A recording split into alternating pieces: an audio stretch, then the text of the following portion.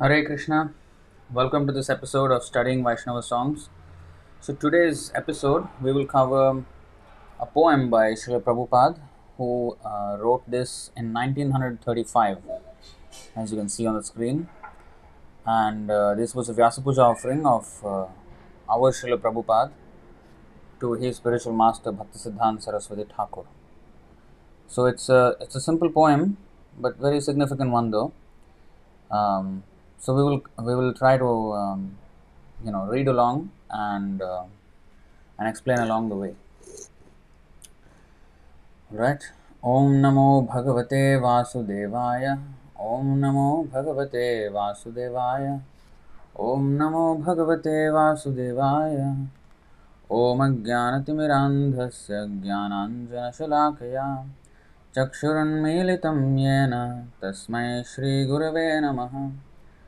Shri Chaitanya Manobhishtam Sthapitam Yena Bhutale Swayam Rupah Kadamahyam Dadati Svapadantikam Vandeham Shri Guru Shri Yutapadakamalam Shri Gurun Vaishnavamscha Shri Rupam Sagrajatam Sahagana Raghunathanvitam Tam Sajivam Sadvaitam Savadhutam Parijana Sahitam Krishna Chaitanya Devam Shri Radha Krishna Padan Sahagana Lalita Shri Vishakhanvitamscha He Krishna Karuna Sindho Dīnabandho Jagatpate Gopesha Gopika Kanta Radha Kanta Namostute Tapta Kanchana Gaurangi Radhe Vrindavaneshwari Vrishabhanu Sute Devi Pranamami Hari Priye Vancha Kalpatarubhyascha Kripa Sindhubhya Evacha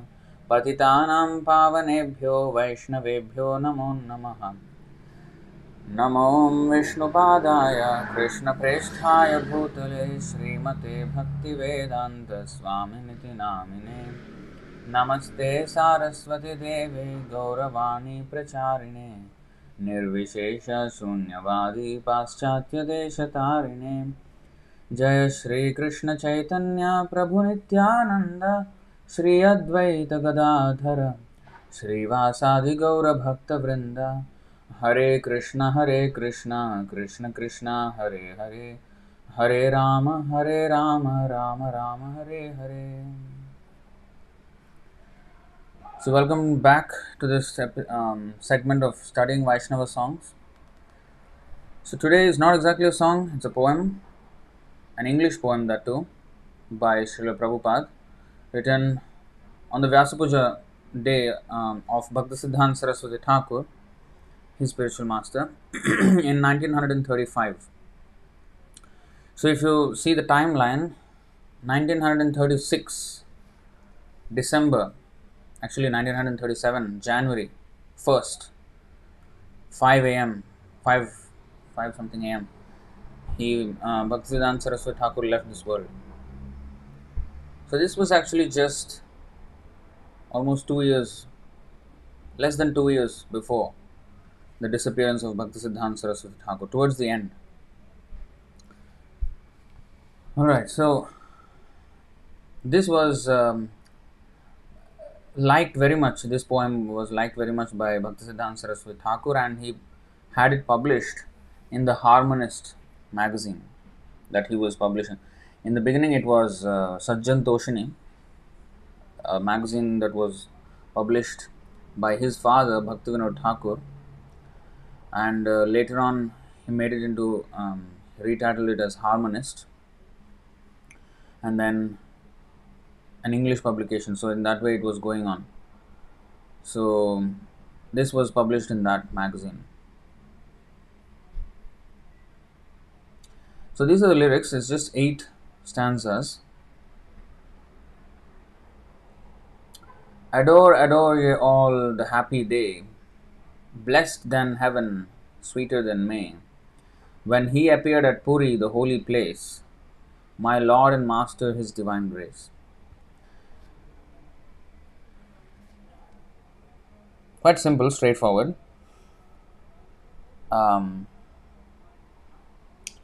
Okay, we will probably read the whole poem first, and then we will um, try to understand stanza by stanza.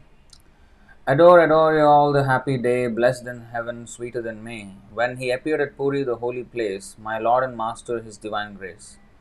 O my Master, the evangelic angel, give us thy light, light up thy candle. Struggle for existence, a human race, the only hope, his divine grace.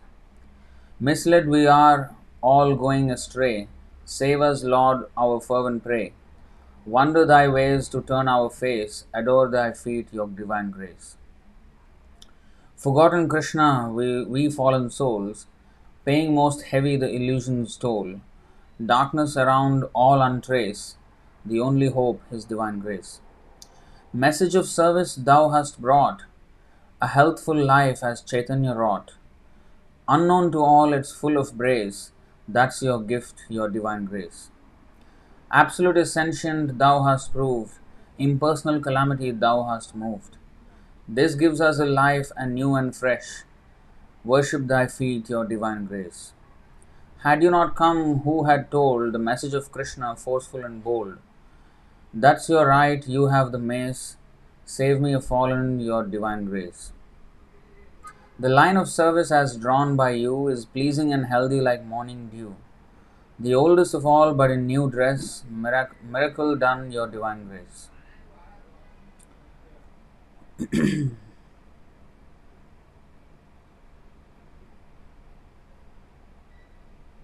There is a purport by Prabhupada. That's excellent. Okay, we can go through that. So, um, this is the poem. Okay, let's go through the purport of Prabhupada. Who can explain it better than him?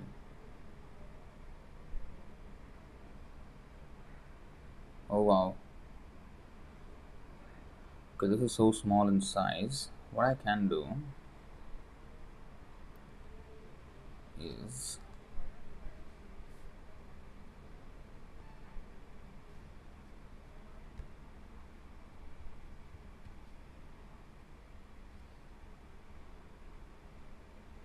let me just get this straight here.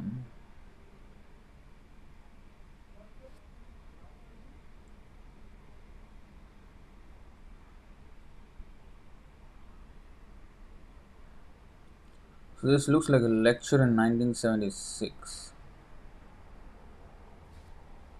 Okay, wait a second.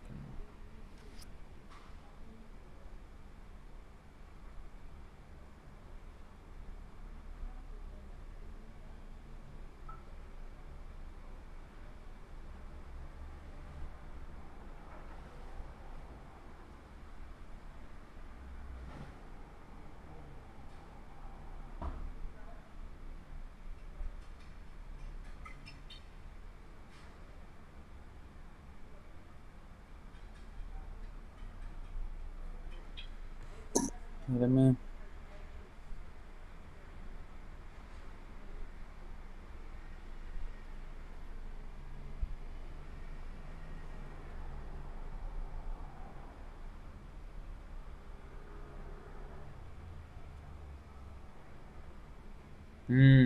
excellent. So now we can see very bold and clear. Okay, so here we are. Prabhupada, this is actually a lecture on the 10th of December 1976 on the occasion of Disappearance Day of Bhaktisiddānta Sarasvatī Ṭhākura, lecture by Śrīla Prabhupāda in Hyderabad. So we will read this. Prabhupada is saying, simple expression of reverence and love. The disciple Abhay Charan Das was to become His Divine Grace A.C. Bhaktivedanta Swami Prabhupada, founder Acharya of the International Society, Krishna Consciousness. So whatever I appreciated 40 years ago, the same principle is going on. We have no change. I think he's reading from somewhere. The quote just now was in quotes. This thing he's reading from somewhere.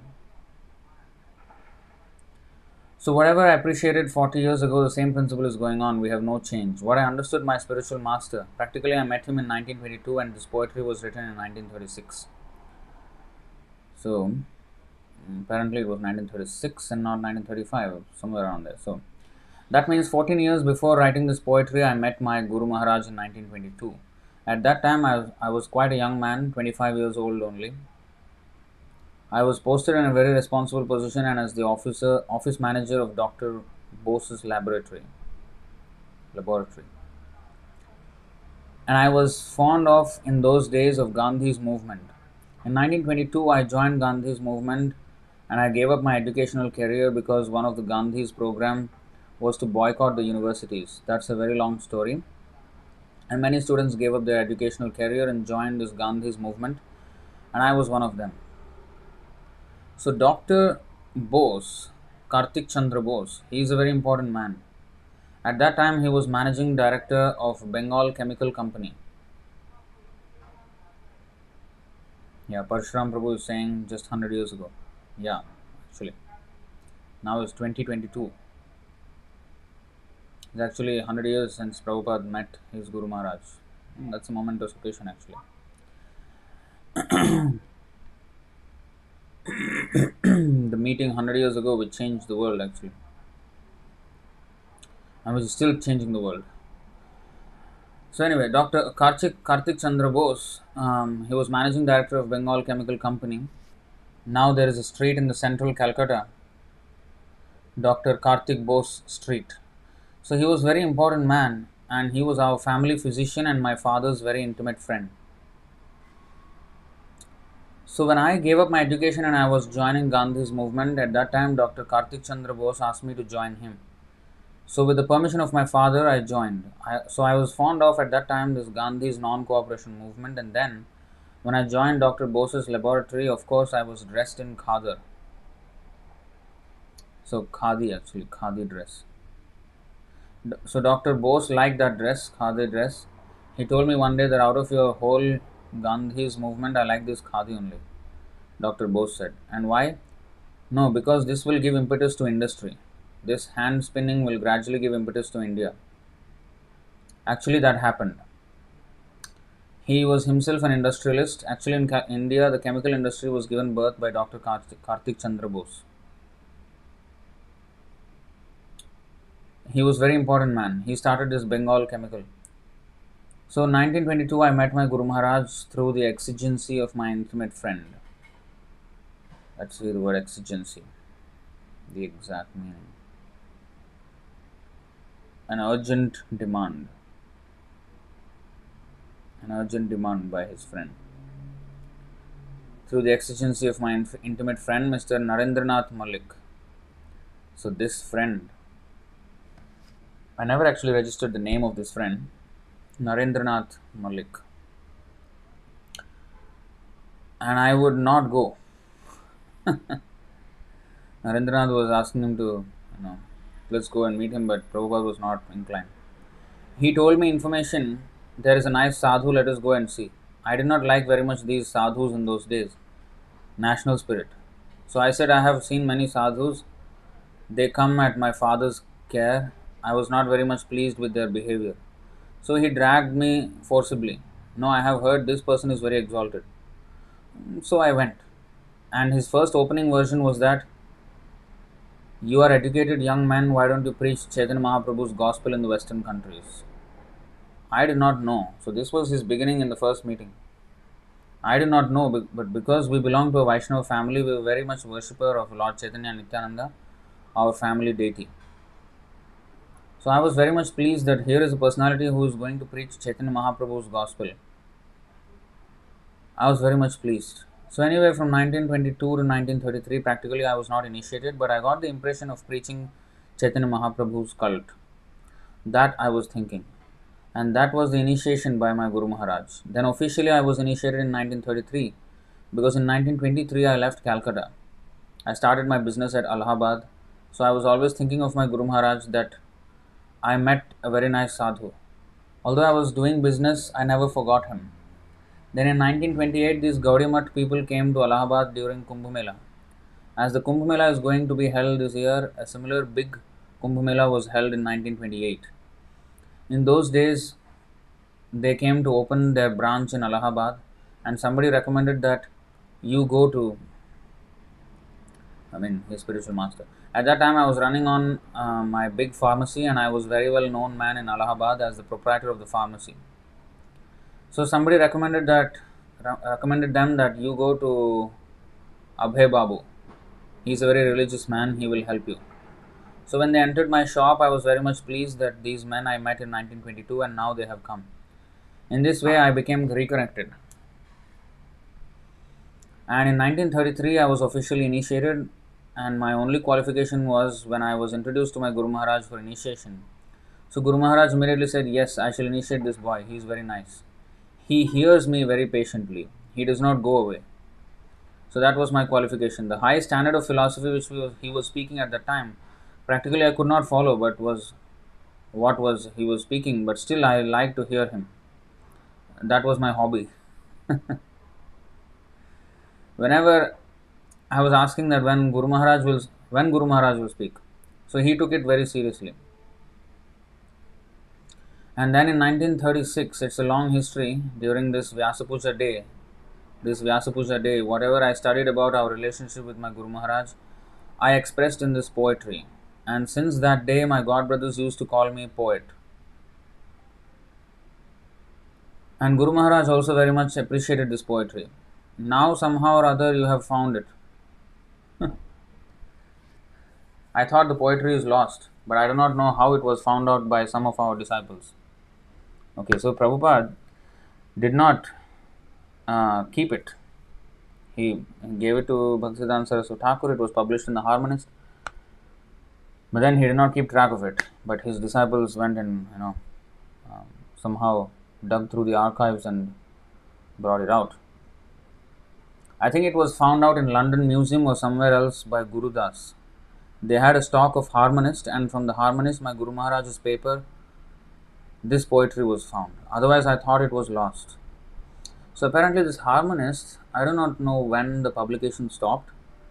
So maybe the archives were no more available and like that. But somehow they had some stock of that Harmonist archives.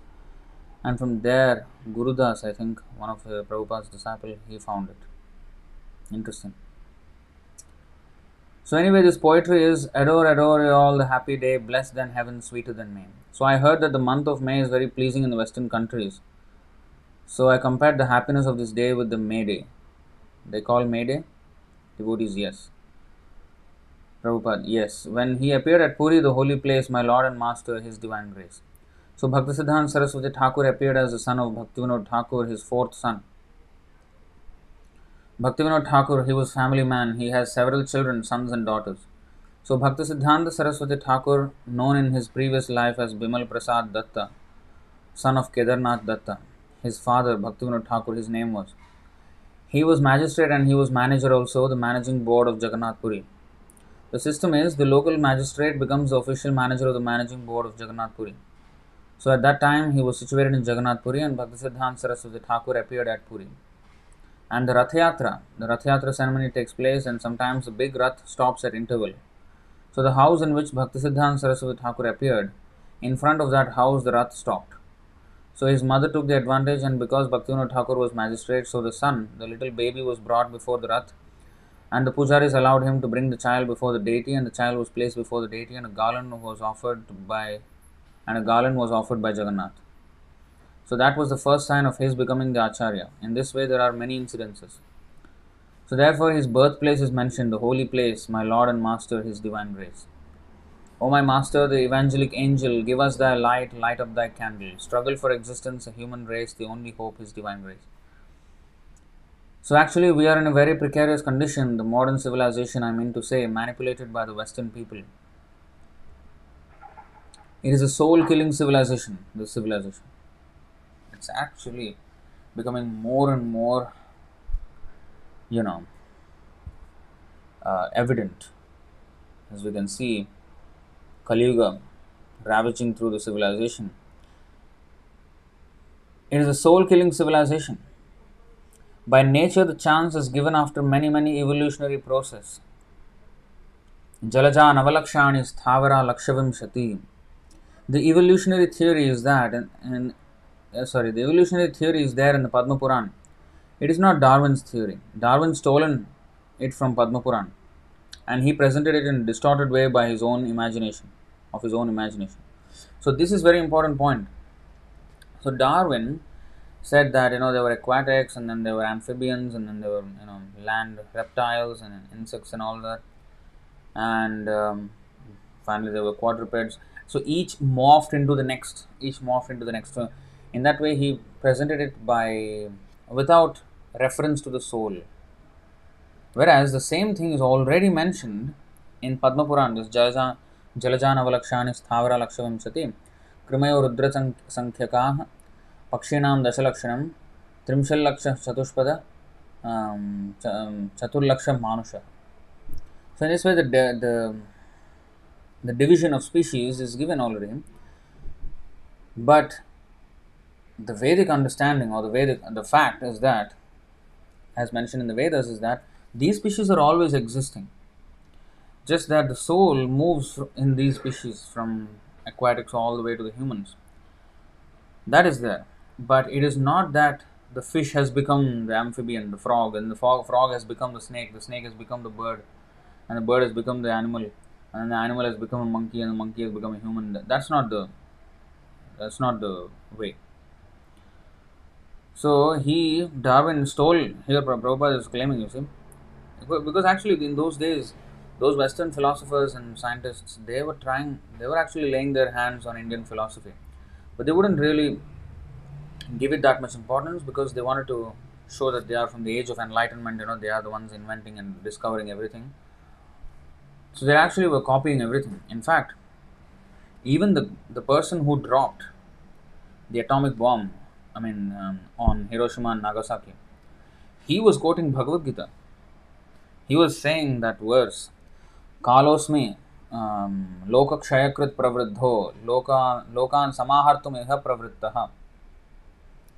So 11 chapter 32nd verse. Time I am the destroyer of worlds. So, and I have come to destroy all people here.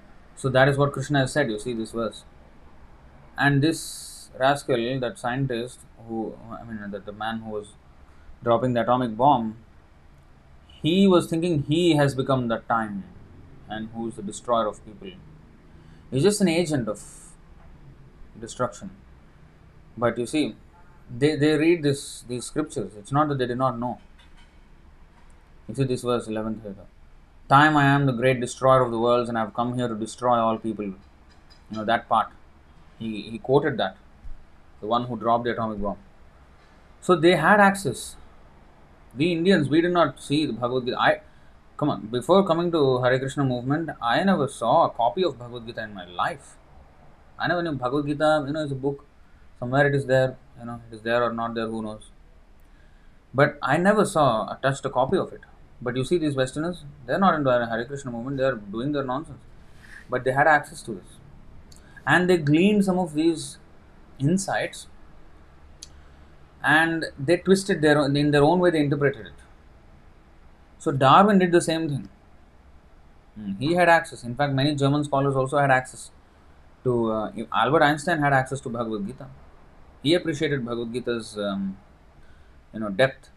But of course, they cannot understand the full significance of it without the touch of the pure devotee.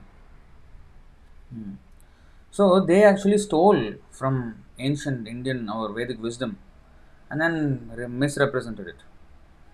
We have to understand, if we just go back around 300-400 years ago, the Western civilization is very, very unenlightened. It's very much in the dark ages. They were just peasants, and nothing much was happening in Europe and America. America was, of course, not even occupied at the time, and later on it was occupied. But there were only tribals there in America, and then in Europe, they were just peasants and quite barbaric people, not very advanced in civilization actually. Whereas on the eastern side, the Indians were the most advanced, and Chinese were close. So these were the civilizations that had much more touch with religiosity and civilization and culture and everything. And all the script, especially India. India was the leader. Now India is considered third world country, but um, actually, if India takes up this knowledge and preaches of, India will be the leader of the world. So anyway, so Darwin he misrepresented this whole thing.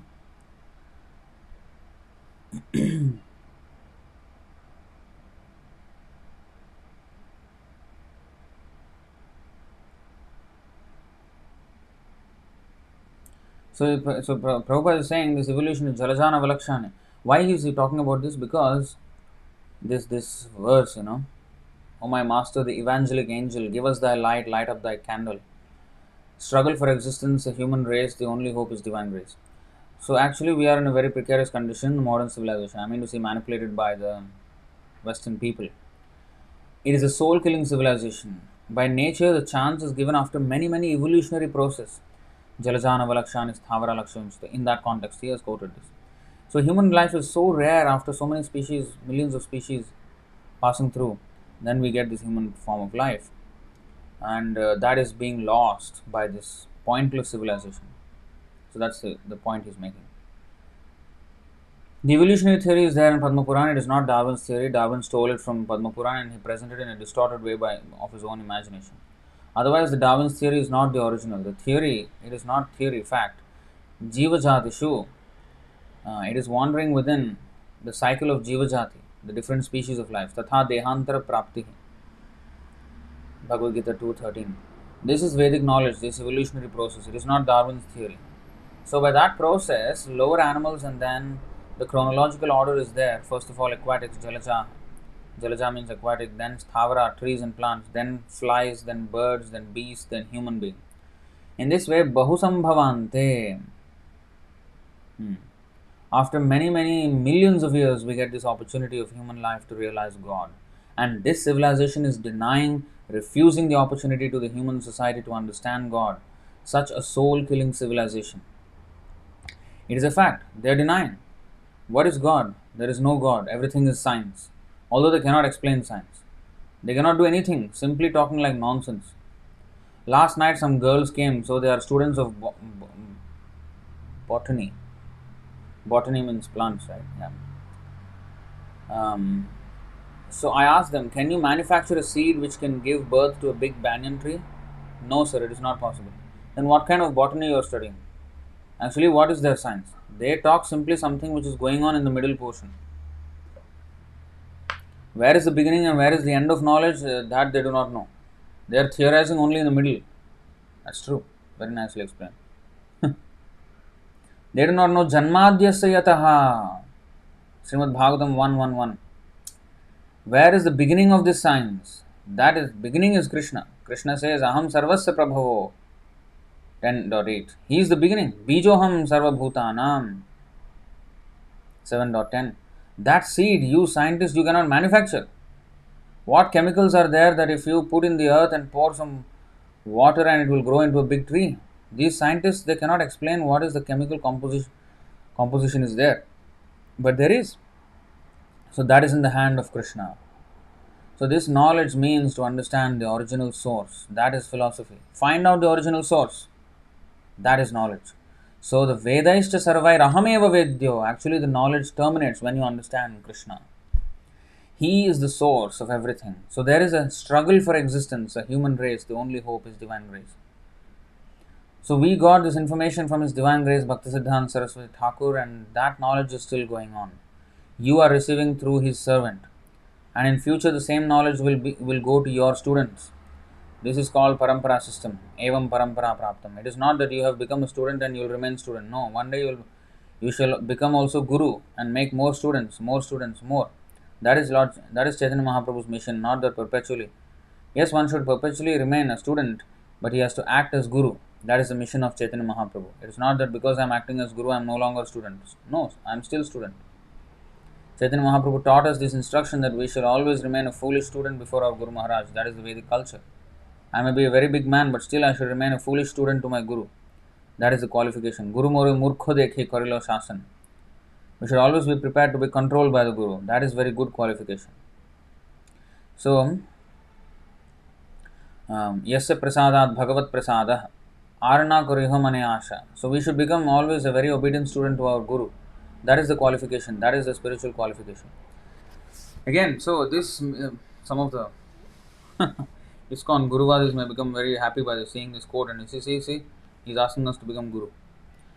See, Guru means follow. Shiksha Guru is Guru. Students does not immediately mean Diksha Guru. See, why is there then the qualification of Guru, like in Nectar of Instruction, verse 1, and also and many other places, Mahabhagavat Uttama, what is that? Shrestha. Mahabhagavat Shrestha. So all these, why are they mentioned? Of course, and Bhaktivinoda Ṭhākura also mentioned in the NOI 5, Nectar of Instruction, verse 5, purport. Prabhupada mentions Bhaktivinoda Ṭhākur's explanation that one must have an Uttama Adhikari as one's Guru. And one can continue, one can have students, like one can become Shiksha Guru, and he can continue to have students. Like Jiva Goswami, a classic example, he was one of the 6 Goswamis, selected direct disciples of Lord Chaitanya. And he never had a Diksha disciple. There was no need. He was doing Shiksha disciple. He had this Srinivas Acharya, I think, who was it, Narottam Das Thakur, and Shamananda Pandit. All of them were, not Narottam Das Thakur.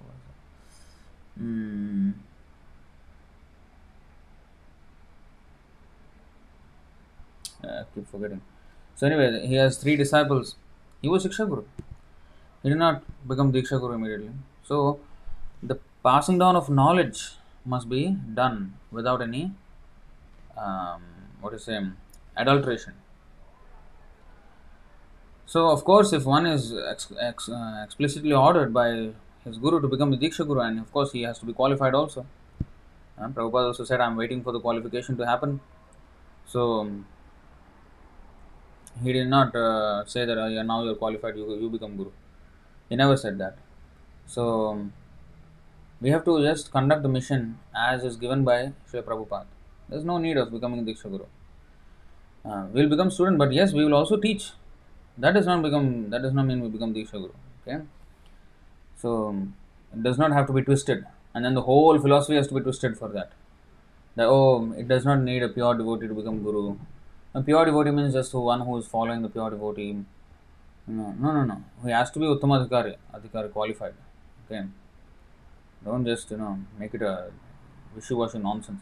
And that's what is happening in ISKCON right now.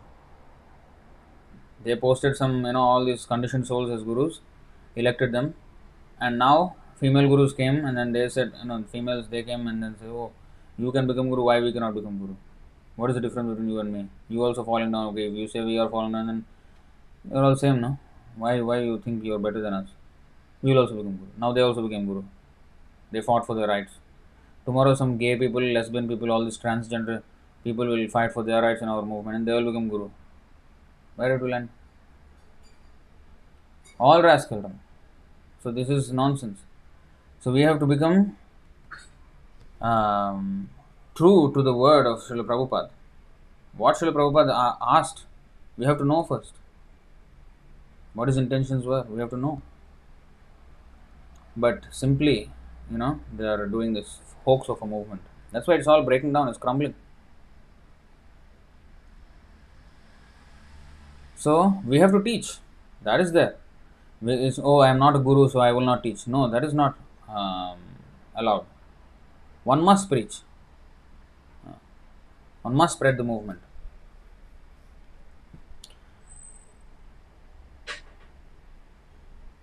So recently, continuing from reading the lecture. So recently I am very pleased to say that our Harikesh, I ordered him to go immediately to Poland, and he thought he was being punished. I was thinking that here is a very, very intelligent boy. If he is given chance to preach, he will come out very successful. So I see the glimpses that he has got now post. He is a very good organizer, that's a chance. At that time he might have thought that I was separating him. No, my goodwill was there, that he should be given chance for better opportunity. Better opportunity. So I am very much happy that he is doing there very nice. So this should be the attitude. My Guru Maharaj wanted me to preach in the Western countries, although I was at that time an ordinary manager in a chemical firm. I never thought, but I took it seriously. So from that 1922, in 1965 it was fruitful. How many years? Devotee 43. Actually it was, 43. Yeah. Prabhupada, 43 years. So it is better late than never. Yes. So he desired me. I thought, now I'm a family man, let me adjust things. I would have accepted immediately. Actually, he said I should have accepted immediately. Not I would have. It doesn't make sense. I heard this lecture. I should have accepted immediately, but I was not so intelligent at the time. I thought my responsibility to family is there, let me wait. But still, Guru Maharaj was so kind to me that when I was Grihastha, I was seeing him and dreaming, and he asked me, you come with me. So I was going, and after that I was thinking, oh, I will have to take sannyas and go with him.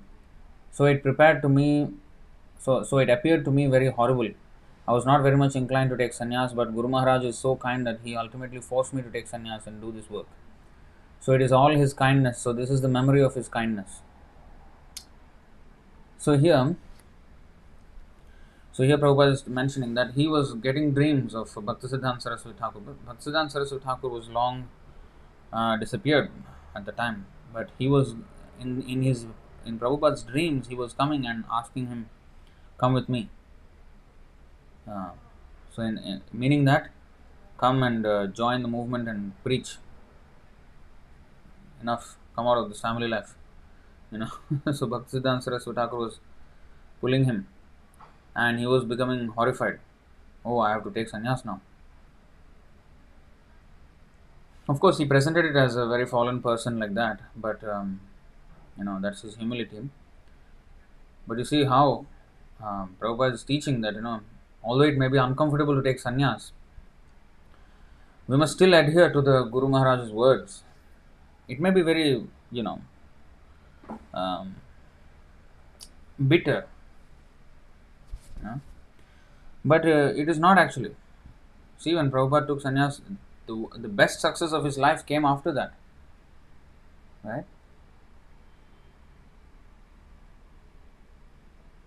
So 40 years ago, I remember the same thing as it is in 1922. And still the same thing is going on. There is nothing new. We have nothing to do new. Simply let us present as it is. It will be successful. There is no, you see, the spirit of my writing is the same. Misled we are, all going astray. This soul-killing civilization is misleading us. We must know this. This very misleading civilization. Our real aim of life is to understand our spiritual identification and search out our relationship with God, Krishna. That is our real business. But this modern civilization is misleading us in different ways. So I wrote this, that misled we are, all going astray. Save us, Lord, our fervent pray. Wonder thy ways to turn our face. Adore thy feet, your divine grace. So this portion he very much appreciated.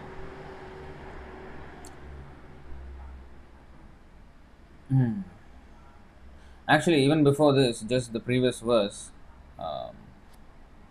if we go to that poem, where is that?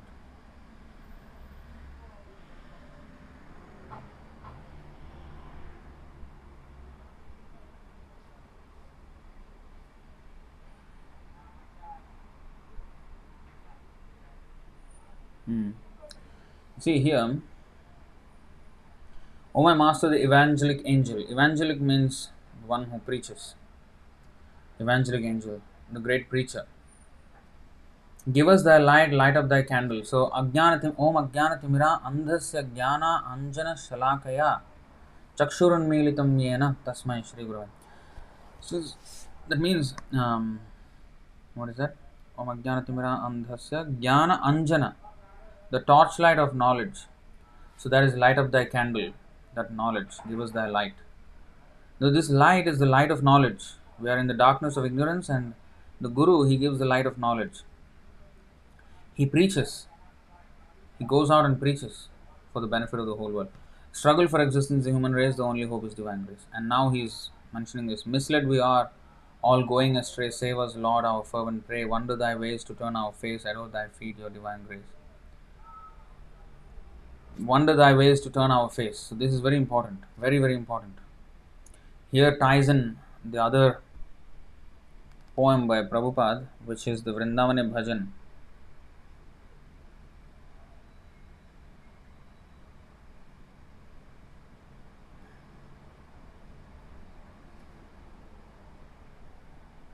You see this part.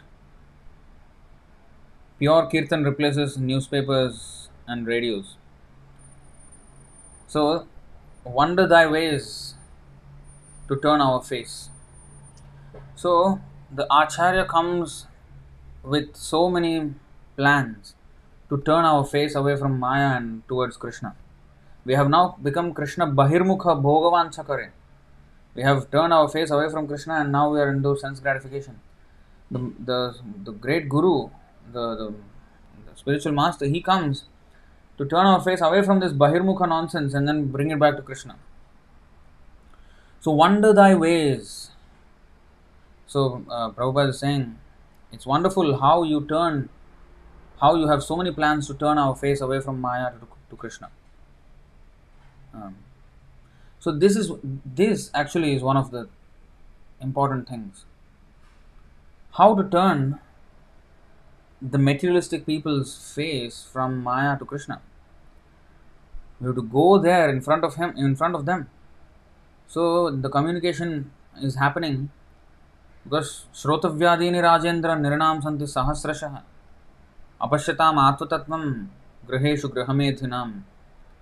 Bhagavatam says that there are thousands and millions of subjects being discussed by materialists, but all in the darkness of ignorance. No light at all. Useless topics, thousands of them. And to broadcast such messages which only increase the anxiety of the conditioned souls, they have developed such high-speed communication networks. Something is happening on the other side of the globe, we will know here. So, very fast communication they have developed just to spread knowledge or news from every part. And what it brings us more and more anxiety. What this news is bringing? Not much in any way good. Most of it is anxiety. So, we have to occupy those communication mediums and, spread the message of Krishna. So, that is wonderful. That is a wonder thy ways to turn our face. So, he has to think of new and novel ways how to preach the old message with the modern communication system. So that is here in this Vrindavane Bhajan, section 26, towards the end of the poem. It's a very epic poem actually.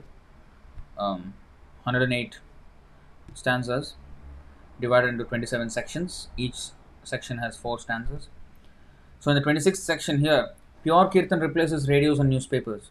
Kirtanera anga shudhu nahe dhak dhol adhunik dharaye nahe kirtanera rol. However, this performance of congregational chanting is not limited only to the traditional form that is accompanied by beating on drums. All modern communication systems can be used, even if they do not currently transmit the sweet sound of pure Kirtan.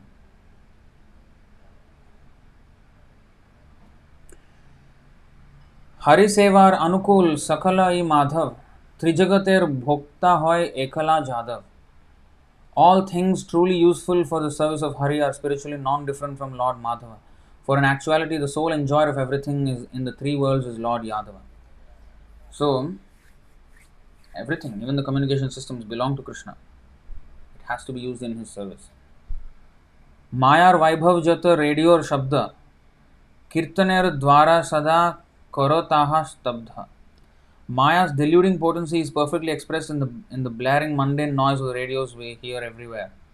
Just put an end to all this nonsense by replacing it with continual broadcasts of transcendental Kirtan. So that should be our mission. Our mission should be to stop every single piece of nonsense that is broadcast in these communication systems. Now, when Prabhupada said that there was only radios, now there is not only TV. TV is an old medium now. Internet, social media. So we have to dominate on these areas, on these fields, with our message of Krishna Kirtan, Krishna consciousness. So we have to find ways and means how to dominate this space. And domination for what? Nothing for us to gain. To help others. Dominate the space to help others. If you don't dominate, you're just crying in the dark, in the wilderness. Nobody's going to hear you.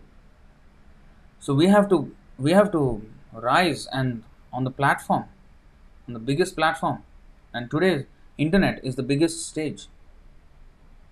Everybody is talking all kinds of nonsense. There are, tweets, there are podcasts, there are videos, there are films, there are so many. And we, Hare Krishna movement, we have become almost irrelevant now. I don't know what we're doing. We have to dominate these spaces. We have to be the single most authoritative voice on everything, because we have the answers, and we're not artificially proud of it. We did not come up with these genius answers to everything. Krishna has all the answers, and Prabhupada gave it to us. We have to broadcast. It is a service.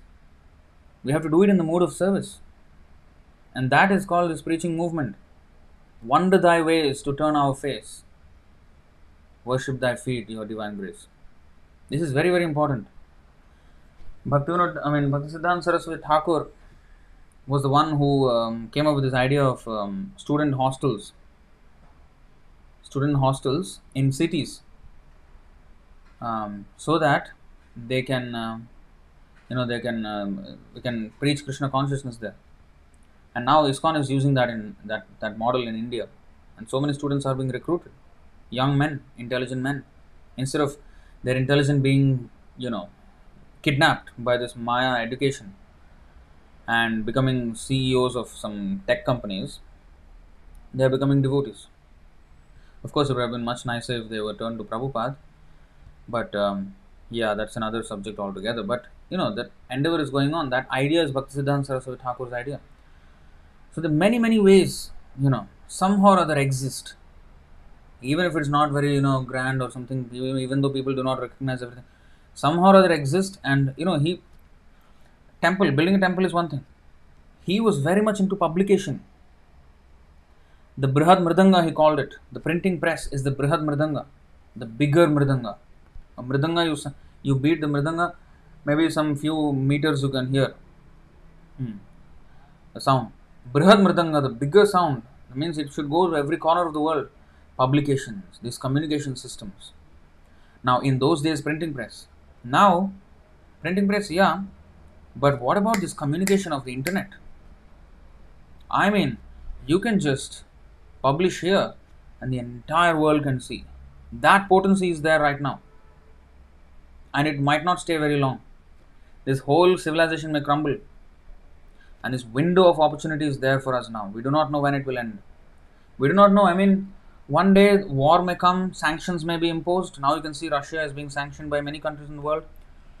And we have devotees in Russia. They are facing difficulty in communicating with other devotees, and of course they are doing it, but on private messenger apps and all these things. But that connectivity is very much censored now. What if in the future it becomes a highly polarized world where information can't pass from one country to another, and whatever, all these things can happen, and this whole bubble that we are in, the communication bubble that is so taken for granted now, this is the broadcast machine. We used to have this big printing presses and print, and then somebody has to distribute. Now just this phone is a broadcasting machine. In so many channels you can broadcast just by this one thing, one device. It's that easy now, but we are taking it so much for granted. We are not using it to propagate Krishna's message. Rather, we are consuming Maya's message. This is a two-way communication device. It's not a one-way. It's not just a broadcasting station, it's a consumption station as well. A consumption device as well. So that's the trick there. So it's a double-edged sword. So we need to know how to use it in Krishna's service. It has never been easier to publish content, to publish the message of Krishna. But at the same time, We are ever so lazy not to do so, despite such, tremendous opportunity. So we have to jump on this thing. And honestly, many Maya, I mean, establishments of Maya are already effectively using these communication systems.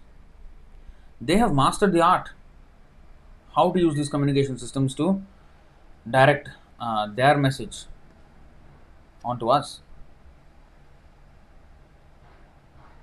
I'm seeing every day how these people have, mastered the art of communicating through these platforms. But they're communicating nonsense. But they have learned the art how to hold the attention of the people. But now we have to replace that. That should be our mission. We have to replace it. We have to be the dominating voice in the world. We have to take over, completely take over. We have to not think on small terms, like, yeah, let us practice some Hare Krishna, and then go to office and then keep quiet about it, um, yeah, you're going to lunch. Sorry, I can't come because I'm fasting. And just tell some lie, hide behind the lie, and then do that for years and years together or something like that. No, no, no. This is not how we should exist. You see, I'll tell you another thing. Veganism, for example, or even halal in Muslim food, they have stood for their rights, they have stood for their values. And now, companies, big companies, they try to follow the rules that they have set and receive certification, halal certification, or vegan certified, or GMO, non-GMO certified. Why this certification? What are these certifications? What are these? These were movements. They have made their voice so loud that these big corporations are hearing, listening, and getting certified by them. Okay, now this is non-GMO, or this is halal, this is vegan, and then they are presenting, oh, this is vegan thing. Why this vegan food has become such a big thing? Because they have fought for those mission. So they have used their communication to such an extent that people recognize that standard. Not that we hide behind, oh, I cannot eat this. Why you cannot eat? Because I'm Hare Krishna. So we are a little bit of weird people, and that's I don't eat everything. I only eat something. I don't have confidence in my own what I'm following. This is not how we should exist. We are the most powerful. I mean, ours is the most exalted movement on the planet. There's nothing which comes even remotely close. Honestly, I'm not just saying this as a fanatic. You can actually, there is this verse. What is that? Logic. If you apply to the mission of Chaitanya Mahaprabhu, you will be strikingly wonderful. You will find it. What is that verse? I'll take out that verse. You can apply all your logic and study every single philosophy, every single science, every single policy, every single thing that we have to offer. Nothing even comes remotely close. Ours is the best.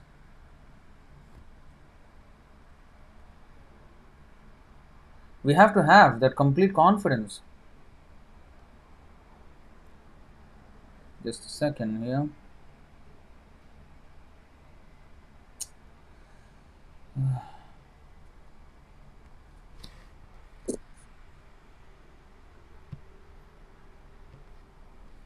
Yeah, this is the one, 8:15. Yeah. Shri Krishna Chaitanya Daya Koroho Vichar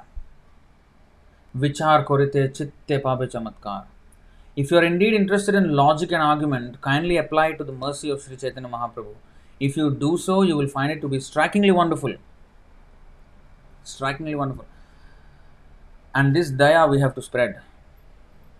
This daya we have to spread. And Prithivityacha Jata Nagaradigram, every town and village. Now, Śrīla Prabhupāda has certainly given us the base, the foundation, he has laid the foundation on all 6 continents. But he has left us still the service of reaching out to the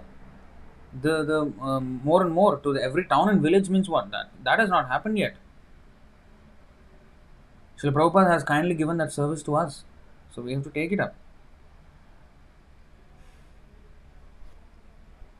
We cannot. We have to give up this idea of a comfortable life in Krishna consciousness, like hiding and doing rubbish. Rubbish. This is rubbish life.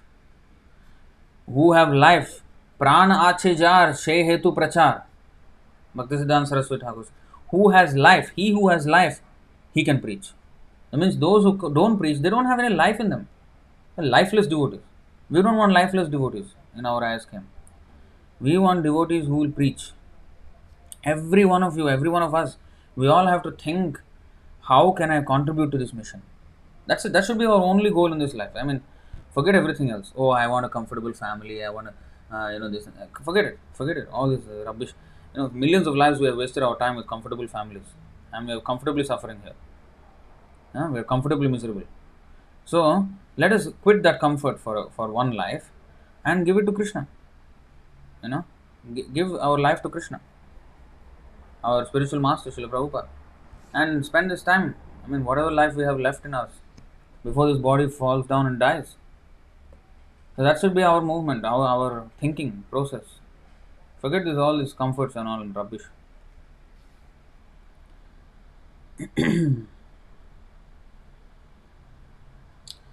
This purport is also very nice, but you can read it yourself. I'll leave it as homework. Now going back, you see in this poem also, Mayara kachkachi saba samvadera patra kirtana karoho tahe jagate sarvatra. All the mundane newspapers endlessly carry trivial, intolerable chattering about Maya's endless distractions. They're all distractions. Just counteract all this by publishing the Lord's glories and distributing these newspapers everywhere in the world. Which newspaper will go everywhere in the world? Our printed paper won't go everywhere in the world. Of course, we have to print books and of course sell that. But internet, yes, it is a very distracting medium. But what if we flood the majority of that medium with our message? Wherever they look, they have to see Hare Kṛṣṇa. That should be the standard. We have to dominate. Come on. People must listen to us. Policies must be made around this philosophy, around our culture. That should be the thing. Because we have the answers. All these governments and everybody trying to adjust everything. They cannot do it. They don't have the answer. We have. And instead of just criticizing them, they're rascals, help them, no? Yes, they're rascals, but why they're rascals? Because they're in ignorance. If they can be fed this knowledge, it will help them tremendously and it will help the whole countries by countries. So that's what we should do. That's what our movement is meant for. It is a cultural revolution, a spiritual revolution. You see how Prabhupada has termed this, you see. If you see this verse, 1, 5, 11. Tadvagvisargo janatagha viplavo yasmin pratishlokam abadhavatyapi namanyanantasya yashonkitani yat shrinvanti gayanti grinanti sadhavaha. Viplavaha, revolutionary.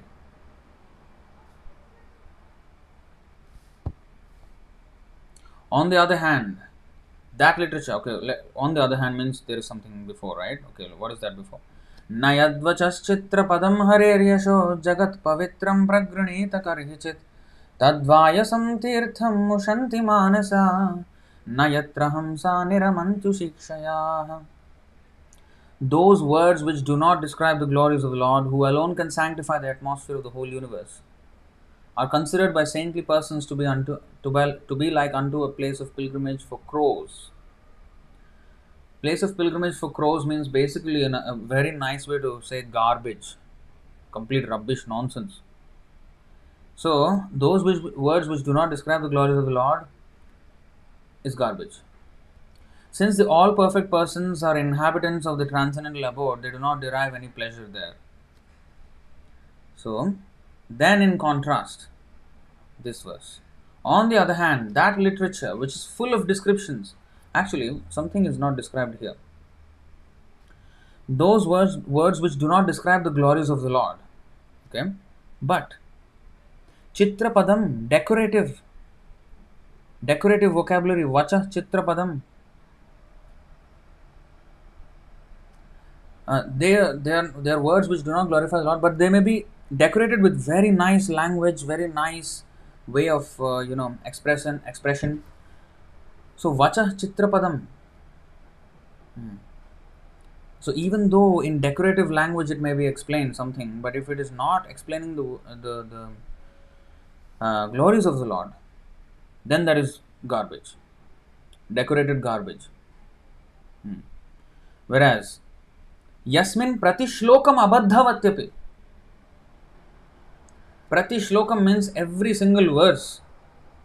If a literature is glorifying the Lord, but in that literature, every single line or every single verse or every single paragraph is full of so many mistakes.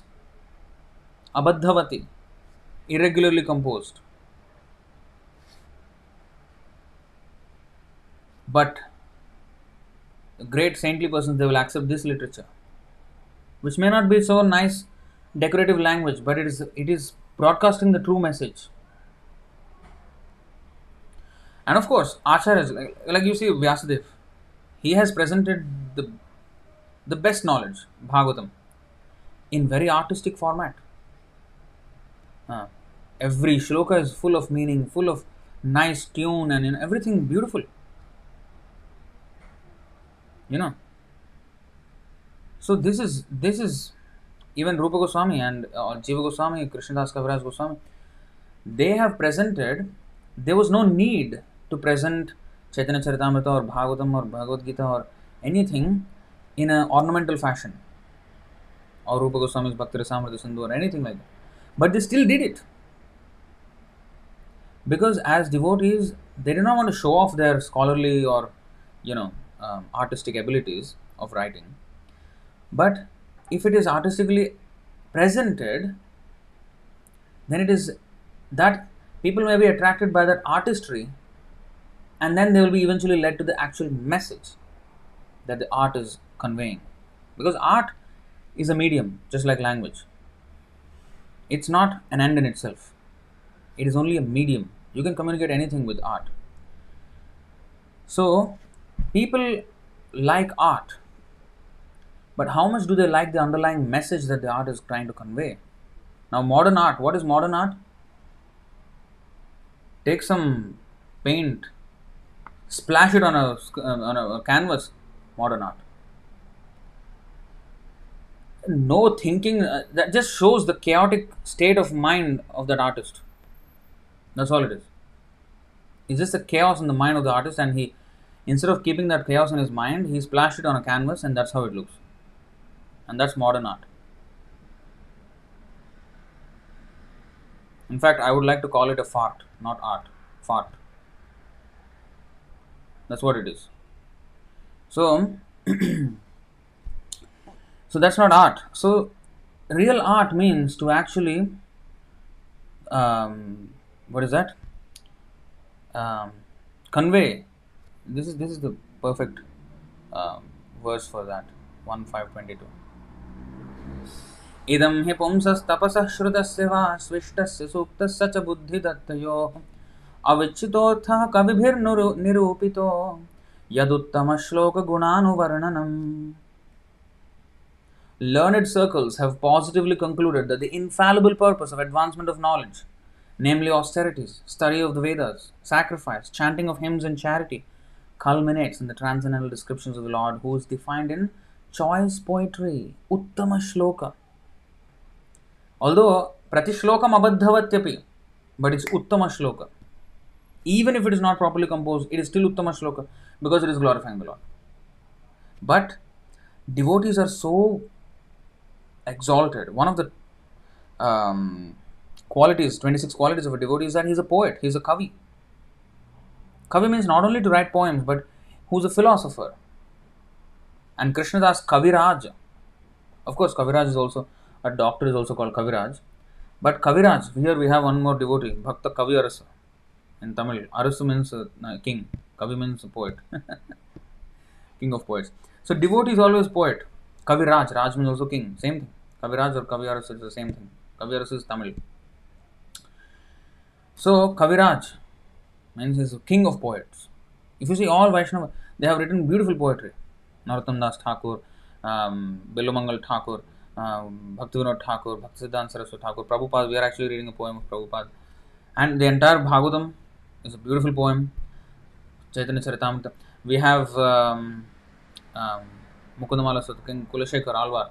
All the Alvars, they have, every Vaishnava is an exquisite, very, very nice poet. And he has written such beautiful, every Vaishnava has written such beautiful songs for the Lord, to the Lord.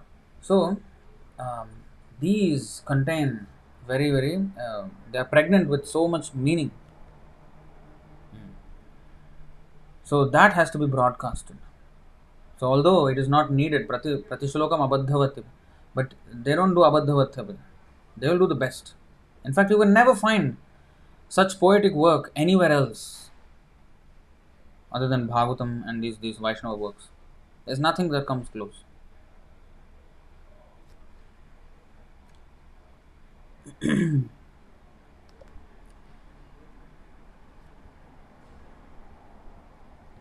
But the point I'm trying to make is here. Yasmin pratishlokam abadhavatyapi namanyananda sishongitani yat shrinvanti gayanti grihanti sadhava. Let's read the translation. On the other hand, that literature which is full of descriptions of the transcendental glories of the name, fame, forms, pastimes, etc. of the unlimited Supreme Lord is a different creation, full of transcendental words directed toward bringing about a revolution in the impious lives of this world's misdirected civilization. Such transcendental literatures, even though imperfectly composed, are heard, sung, and accepted by purified men who are thoroughly honest.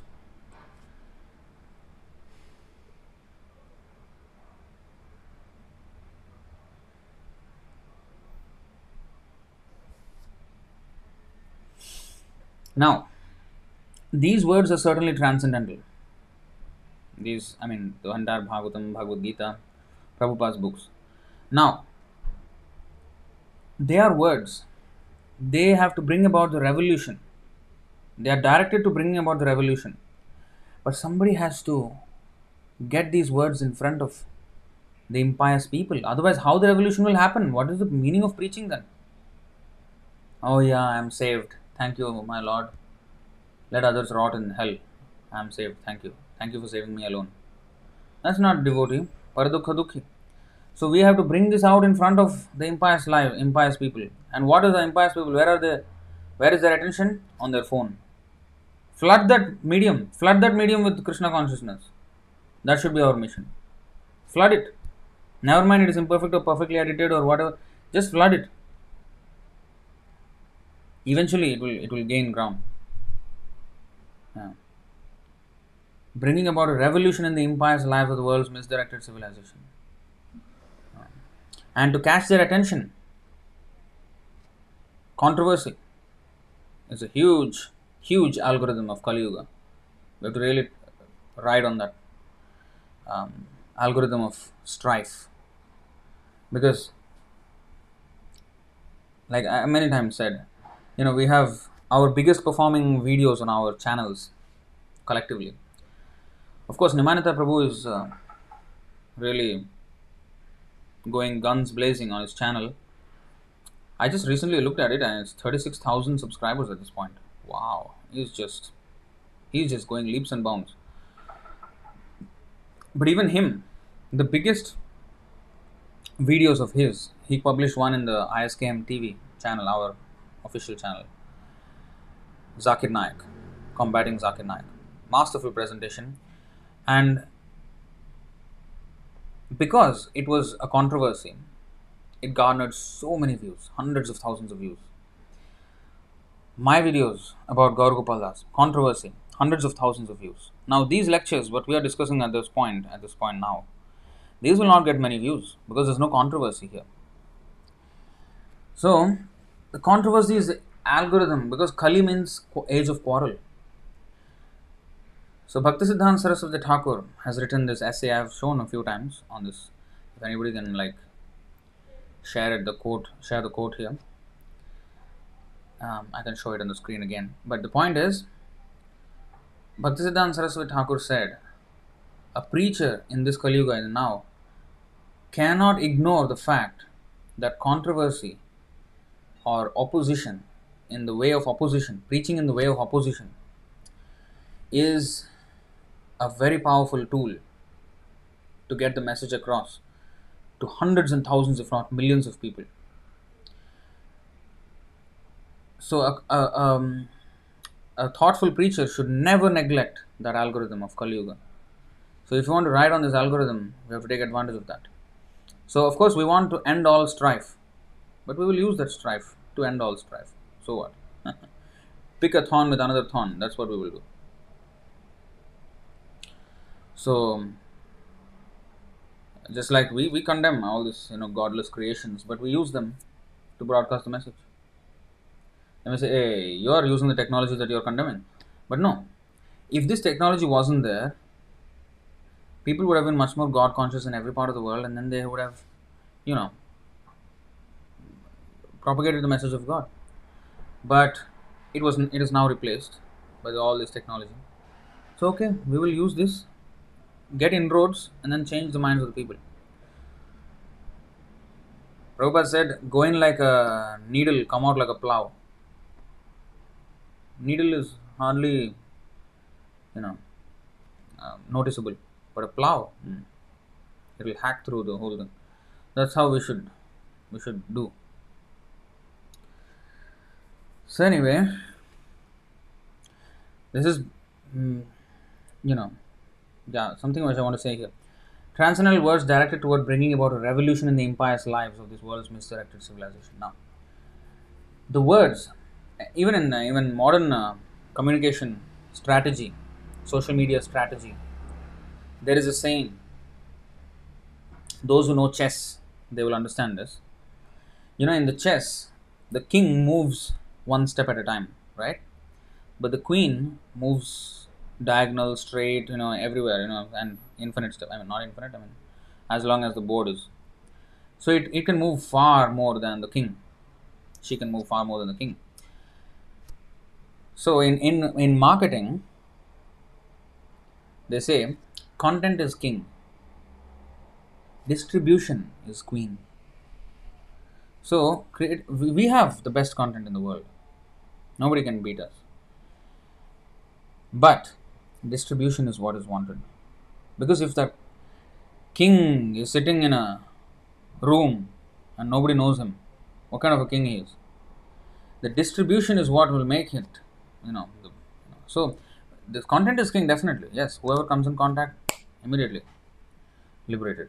But it has to be distributed. It has to reach others. That's what we should do. So we have to keep abreast with the latest offerings of technology and immediately use them in Krishna's service. We have to jump on these opportunities.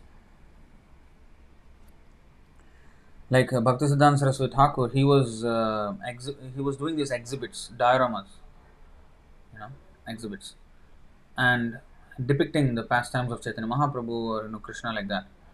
Even if you go to Yoga Peeth temple or something like that, Gaudiya Math temples in Mayapur, you will find on the walls the 3D, coming out of the wall, and it's like dioramas of Chaitanya Mahaprabhu's life and all that.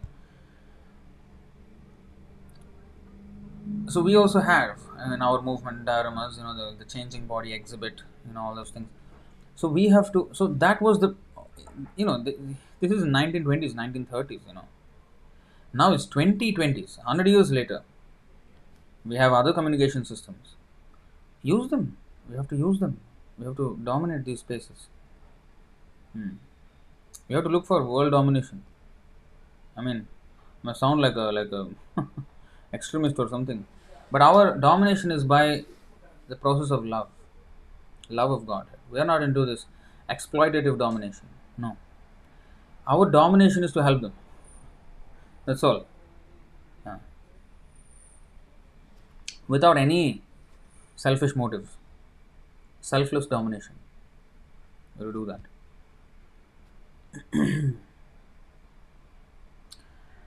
Okay, so going back to this poem,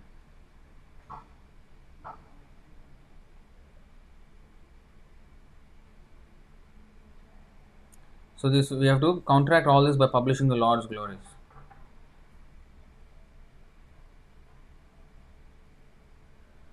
So this is mentioned by Prabhupada himself in this Vrindavane Bhajan song. This is a very, very important section of that song.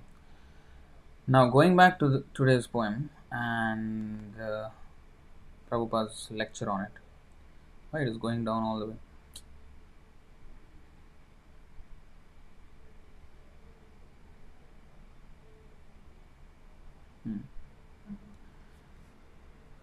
So the spirit of my writing is the same. Misled we are, all going astray. The soul-killing civilization is misleading us. So we have read all this. Modern civilization is misleading us in different ways. So I wrote this, that misled we are, all going astray. Save us, Lord, our fervent pray. Wonder thy ways to turn our face. Adore thy feet, your divine grace. So this portion is very much appreciated. He very much appreciated. So we have to find out ways how to turn the current. The current is sense enjoyment. Material life means the current is sense enjoyment. And this current has to be turned sense enjoyment for Krishna. Sense enjoyment is there, but the material civilization, the misled civilization is that the sense gratification is taken personal. When this sense gratification will be turned towards Krishna, then our life is successful, just like gopis. Apparently, it appears that gopis, they were attracted by young boy Krishna, and for their sense gratification, they made friendship with Krishna. No, that is not the fact. The fact is that gopis used to dress themselves nicely because by seeing them, Krishna will be satisfied, not that for their sense gratification. Generally, a girl dresses also to attract the attention of the boy. So the same thing is there, but it is Krishna's sense gratification, not the gopis. The gopis did not want anything, but Krishna will be satisfied. That is the difference between lust and love. Love is there only possible when it is diverted towards Krishna. That is love. And beyond that, not beyond that, below that, everything is lust. So we should always remember this. The senses are not stopped, but when the gratification of the senses is directed towards Krishna, that is bhakti or love. And when the sense gratification is directed towards personal self, that is lust. This is the difference between lust and love. Talking about domination, Krishna wanted Arjuna to dominate. He wanted Arjuna to win the battle and dominate the world and help everyone by, what is a Kshatriya's duty? Kshatriyo hi praja rakshan shastrapani pradandayan nirjitya parasainyadi kshitim dharmena palayet. This is from the Parashar Smriti, 1st chapter, 61st verse, quoted in the Bhagavad Gita 2.32 purport. What is that? Kshatriyo hi praja rakshan. He has to save, he has to protect the people, not only from outsiders, from some other kingdom or something, or from thieves. That is material protection, fine. But spiritually he has to protect them. How to spiritually protect them? To save them from a sinful life and to establish them in devotional service towards Krishna consciousness. So that systems have to be put in place by the government. Kshitim dharmena palayet. He has to rule the kshitim or the world or the land by the principles of dharma, not adharma. So kshitim dharmena palayet. So since Duryodhana and party were on the path of adharma, Krishna wanted to, evict them away and then establish his devotees, the Pandavas, so that they can rule the world. So domination is required. Parikshit Maharaj also was very dominating. When he saw one black man killing a cow, immediately he took out his sword to behead him. Of course, he asked for, shelter, then he gave him shelter, and that's another thing. But he stopped the crime of killing a cow. So one has to be absolutely authoritative, but not exploitative. So that is called Rajarshi, saintly king.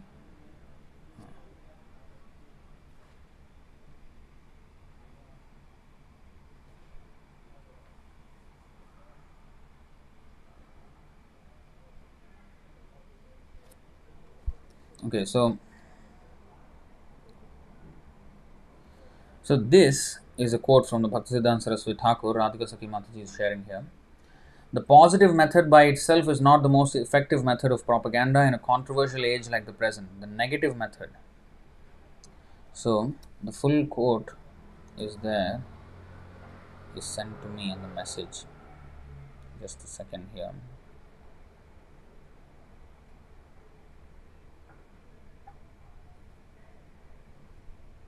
I'll try to put that message here.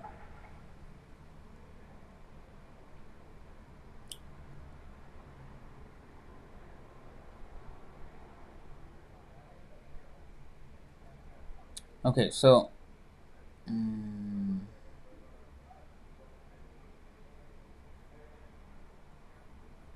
okay, this is a very good quote.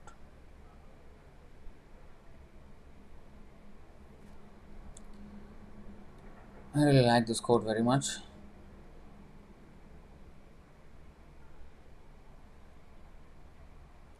I'll just put it on the screen.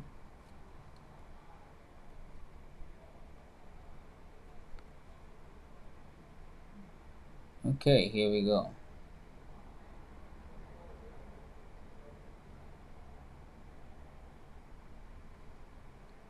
I think it's quite difficult to read, isn't it?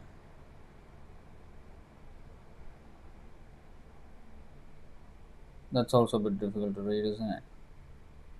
Never mind, I think I can still do it. Okay. The positive method by itself is not the most effective method of propaganda in a controversial age like the present. The negative method, which seeks to differentiate the truth from non-truth in all its forms, is even better calculated to convey the directly inconceivable significance of the Absolute. It is a necessity which cannot be conscientiously avoided by the dedicated preacher of the truth if he wants to be a loyal servant of Godhead. The method is sure to create an atmosphere of controversy in which it is quite easy to lose one's balance of judgment. But the ways of the deluding energy are so intricate that unless this mischievous nature is fully exposed, it is not possible for the soul in the conditioned state to avoid the snares spread by the enchantress Maya for encompassing the ruin of her only two willing victims. So, her very nicely worded, but many people it just goes over their head. It is a duty which shall be sacred to all who have been enabled to attain even a distant glimpse of the Absolute. This is very nicely put, but I do not know how many understand this. See, it is not possible. The ways of the deluding energy, that means Maya, are so intricate that unless their mischievous nature is fully exposed, and that is exactly what we're doing with this opposition kind of, what we have to do with this opposition kind of presentation. We're not opposing any one, we are opposing the ways of Maya that people are haunted by. So they are committing acts of nonsense because of being haunted by, you know, Maya. So when a devotee exposes these things and goes on this war path with Maya, he exposes these things, but he's not particularly against any one, but he's against that the thing that he's doing. As Jesus also said, Jesus Christ, what is it? Hate the sin, not the sinner. So we should not hate the sinner, otherwise we cannot preach, we will be envious. We should hate the sin and not the sinner. So now, the ways of the deluding energy are so intricate that unless their mischievous nature is fully exposed, it is not possible for the soul in the conditioned state to avoid the snares spread by the enchantress Maya. Unless we explicitly mention this is the danger of Maya, this is the nonsense. We just can't say, oh, Krishna consciousness, Krishna consciousness. Anyway, what is not Krishna consciousness also we have to mention so that it can be easily separated. Because Maya is so expert that she will present something non-Krishna conscious as Krishna conscious. And that's when we fall. So we have to distinctly separate those two so that people will be aware of the pitfalls. To avoid the snare spread by the enchantress Maya for encompassing the ruin of her only two willing victims. The victims of Maya are not trying to run away from Maya and then Maya is catching them and then ruining them, their lives. No. They are very willing to be victimized. This is the thing about Maya. She will ruin them, but they want the ruin. If somebody comes to take them out of the ruin and then actually save them, no, they become enemy of the people who are saving them. That is how much they are haunted. What is that? पिशाची पाइले जेना मति छन्न होय मायाग्रस्त जीवर होय से भाव उदय. Just as a pisachi or a ghost, when you haunt somebody, that person behaves like a lunatic, like a complete madman, and he is unwilling to come out of that haunted situation. He wants to remain there. So that's exactly how the conditioned souls are. Too willing. They are too willing. In fact, if somebody comes to save them, they're against it. They want to shackle themselves. In a jail, usually the prison warden has to shackle and put them in cells behind bars. But here, what are the bars? What is the? Let's see. Brahma said, what did he say?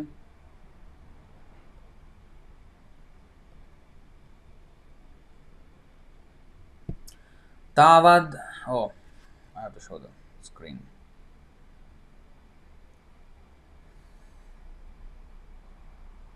तावद्रागादयस्तेनास्तावत् कारागृहं गृहं तावन्मोहोङ्घ्रिनिगडो यावत् कृष्णनते जनाः.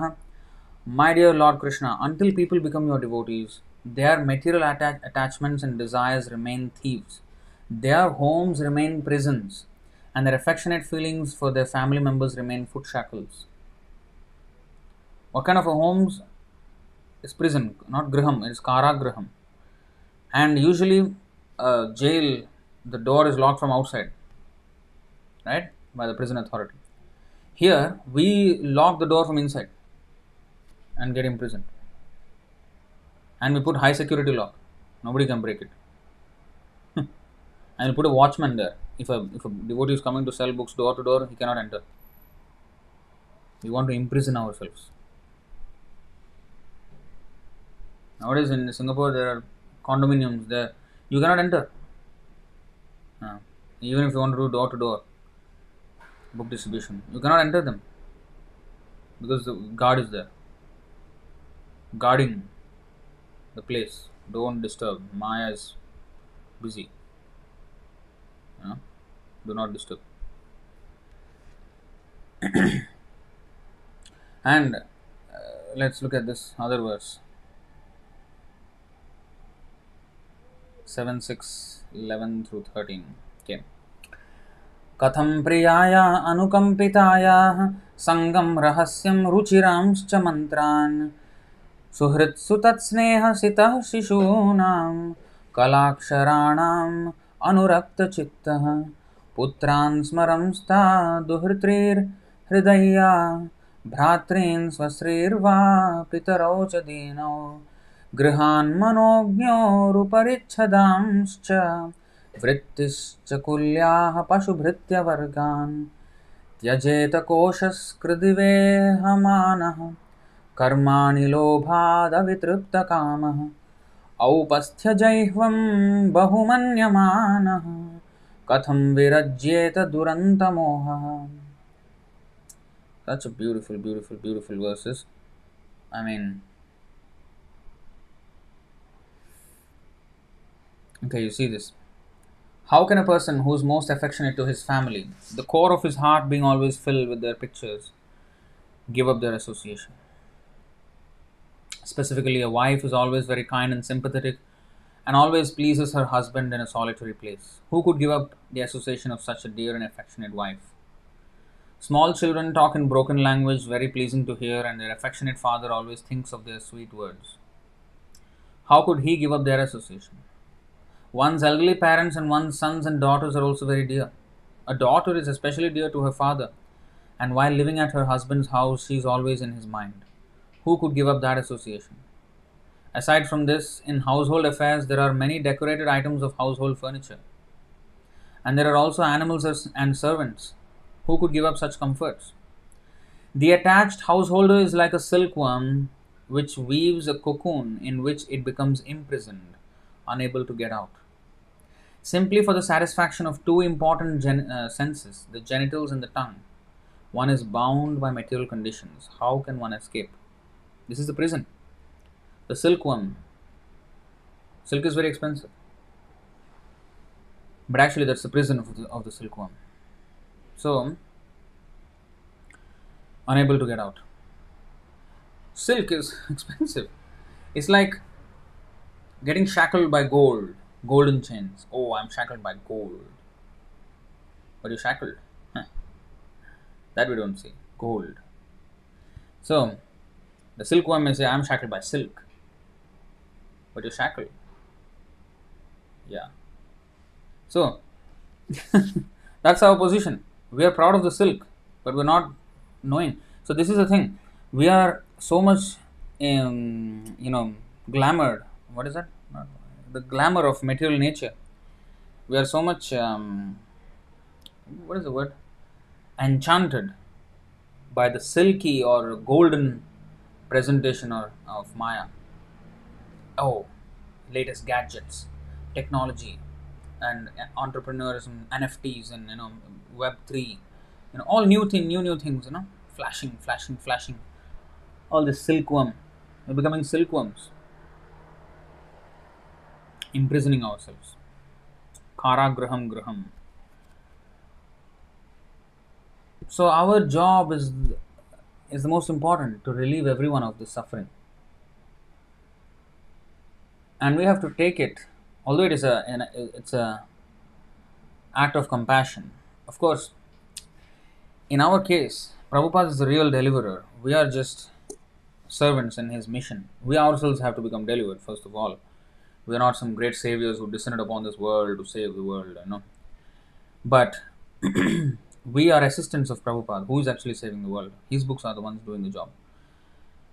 So we have to become soldiers in that army, and extremely skilled and trained soldiers. So we have to learn our books. We have to present. If we want to face this Maya, we have to be ready to be asked all questions, and we have to be able to answer them. We have to get into the public forums. We have to get into discussions with important people of the world. We have to get into all of this. Not go there and crack some jokes and, oh, I went to speak in the House of Commons. What did you do? Made everybody laugh and come back like a clown. So that's not impactful. We have to impact. I mean, why I'm saying that? Because Gaur Gopal Das did it. He went to the House of Commons, made people laugh, misdirected them about the signs of Ramayana, and then came back. So that's not what we want to do. We want to have the opportunities to talk with members of the public, important members of the public, and get this message out, and clear and bold. I mean, no need to hide anything. Never mind, many millions of people don't accept. Never mind. The few that will accept, that we want. Spread the message. And those who are takers of the message, they will take. Krishna will decide all that. Our thing is to please Krishna, that's all. So,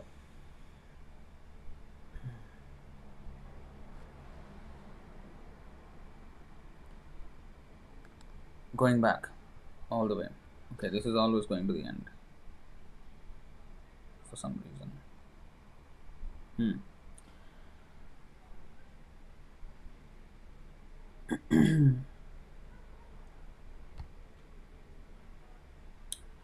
So we should always remember this. The senses are not stopped, but when the gratification of the senses is directed toward Krishna, that is bhakti or love.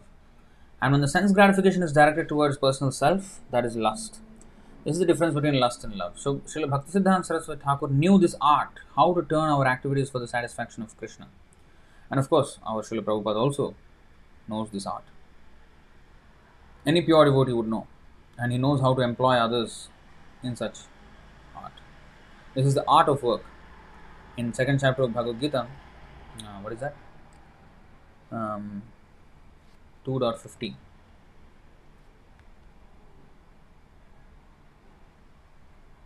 Just forgot like that. Karma Kaushalam. You see, Karma Su Kaushalam.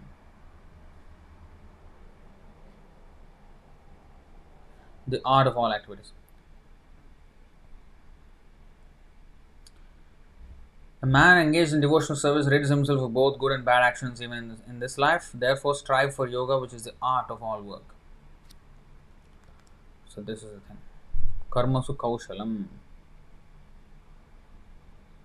Kushalam karma.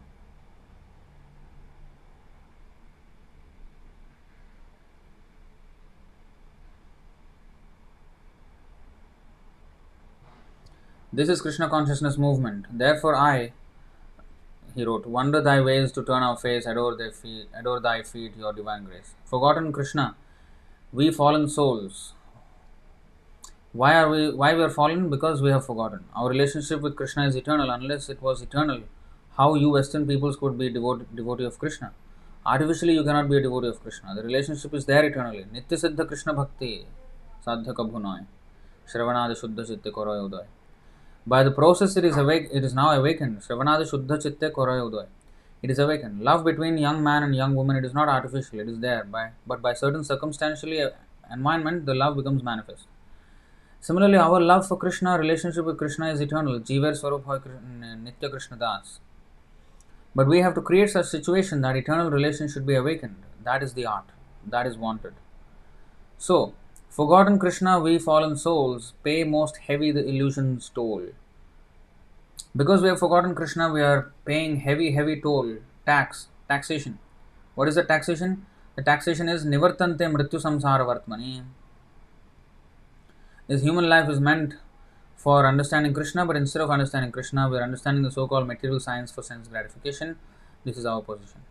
The energy which was given by nature to understand Krishna, that is being utilized how to manufacture something for sense gratification. This is going on. This is Maya, illusion. Therefore, it is said, therefore, of course, he wrote, pay most heavy the illusion's toll tax, that we are paying because we have forgotten Krishna. Therefore, now we have manufactured the nuclear weapon. This is a heavy tax. You see what we are having to deal with now. There is an energy crisis, a so-called health crisis, more or less a misinformation crisis. Then there is a war, food shortage, energy shortage. And with the China and Taiwan thing, Taiwan is the manufacturer of the majority of the chips that go into all kinds of electronics all over the world. The TSMC, Taiwan Semiconductor Company or something like this. That company, TSMC, is more than 63%, I think about 63% of the world's this wafer fabrication plants, all the chips. Chips means not potato chips, I'm talking about those, electronic chips. So if that war happens, our electronics are going to be, we can forget about all these, technological gadgets we have. It will come to a standstill, pretty much. Of course, people will set up factories elsewhere, but it will take time, it will take a lot of lead time, you see. And if the war spreads to every part of the globe eventually, then everything is screwed. So, that is the tax, that is the payment we have to pay for not being God conscious. So, our movement is most important in the sense that it will prevent all of this. One simple, inexpensive policy of Krishna consciousness will prevent the whole. But people do not want to take this inexpensive policy. They want to spend billions and trillions of dollars with no end. The problems are not ending. It is just growing more and more. The controversies are just increasing. So, now they've manufactured the nuclear weapon. And even now, you see, Russia is having nuclear weapons. America is having nuclear weapons. North Korea is having nuclear weapons. India, Pakistan are having nuclear. China is having nuclear weapons. The potency of destruction is being built. And we think it is the advancement of knowledge. This is the result of our lack of God consciousness or godlessness. Russia, America, and you will have to pay heavily. You see, Prabhupada is already saying in those times. Of course, the Cold War was going on at the time. They're already paying heavily. The armament preparation is going on. More than 50% of the income of the state are now being spent for this arms heavily. Instead of other purposes, it is being spent for military strength, every state. So that heavy toll we are paying. And when there is war, there is no limit how much we are spending for this devastation. So why? Because we have forgotten Krishna. This is a fact. And that is the reason all these things are happening in the world. We cannot think that, oh, these things are happening, oh, but let me practice my Krishna consciousness, little bit, you know, on my own. No. The things that are happening in the world are directly linked to the Krishna consciousness movement. Because of the lack of this Krishna consciousness, those things are happening. Those things will not happen if people are Krishna conscious. So there is a great need to spread that message. So with every bad news that comes, instead of just condemning it, we have to condemn it, but we have to understand that bad news is existing because of us not preaching. So every bad news should be a reminder for an impetus for us to preach. But we should not wait for the bad news. There is enough bad news already. Let's get out and preach. So these people, they have made the United Nations unnecessarily fighting like dogs. So this will not solve the problems. In fact, honestly, United Nations is now a platform to see who is the ally of who. Some vote will be passed against, say, Russia now, because war is going on. And if somebody doesn't vote for Russia, they are saying, oh, you are not partying with us. You are not siding America. You are siding Russia. That means, you see, you are not supporting the sanctions against Russia, something like this. Or you are buying Russian oil. This is the work of United Nations. To only create strife more. They will mask it as a peace mission. Oh, you are funding the Russian war. I mean, come on. Europe is getting its oil from Russia. America is getting its oil from Russia. So anyway, these things are coming because of lack of Krishna consciousness. See how big it can become, how it snowballs into. It's not just a personal problem. Oh, I am feeling a little bit unhappy. Yeah, I should have some direction in life. That is on a personal level, yeah. But you see, it compounds. The effects become compounded, and then on the society, on the family, and then families together make a society, community, and then a nation, and then international. At all levels, this become compounded, and then it snowballs into a huge devastating force. Yes, godlessness. So it is not something trivial. It's the most important thing. So this will not solve the problems. The problem will be solved if they pass a resolution that the whole world, not only this world, Krishna says Sarvaloka Maheshwaram. Krishna is the proprietor. So why not accept? Actually, he is the proprietor. Who has created this planet? We have created, or our father created? No, Krishna has created, but we are claiming this portion is American, this portion is Indian, this portion is Pakistani. Unnecessary. What is the value of this claim? We may claim it for 50 or 60 or 100 years, and after that, one kick, get out. Where is your claim? But they do not understand this philosophy. They are fighting, that's all. That this is mine, this is my land, this is my land.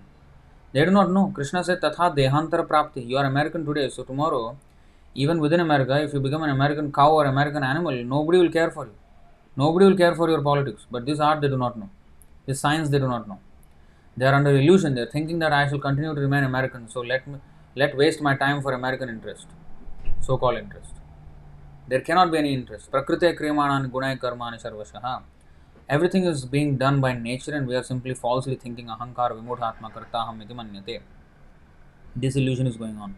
Forgotten Krishna, we fallen souls pay most heavily the illusion toll. We are paying. Darkness all around, all untraced. The only hope, your divine grace. This message, simply we are in darkness. So we shall discuss later on again. Now just, what is the time now? 8:45. Yes, so we shall discuss again. So the same thing, it is chalked out by Krishna, and by parampara system we have understood this philosophy.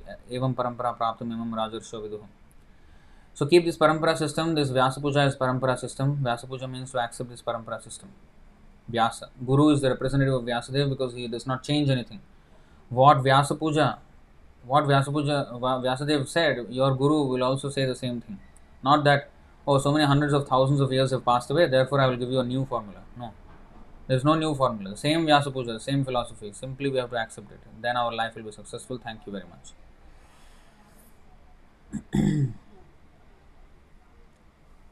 So of course he went only through half of his poem actually. already explained so much. So we'll just go through the other half quickly.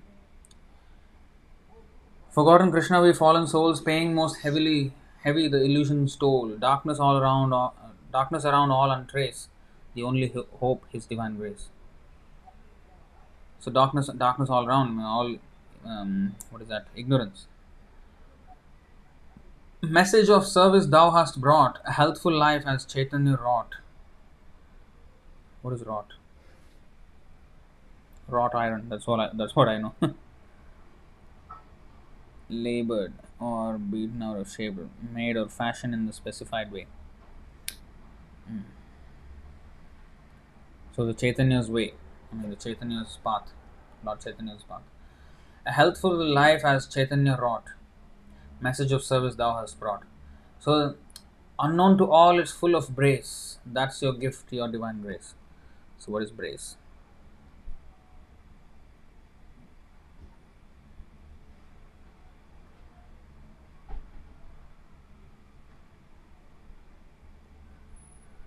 And all.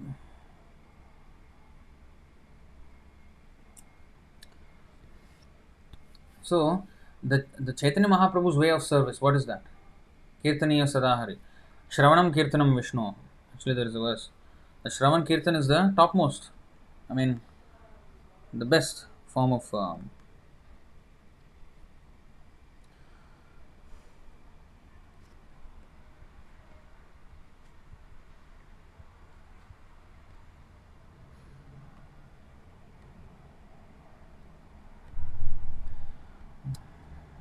Madhya 9.258 of Chaitanya Charitamrita.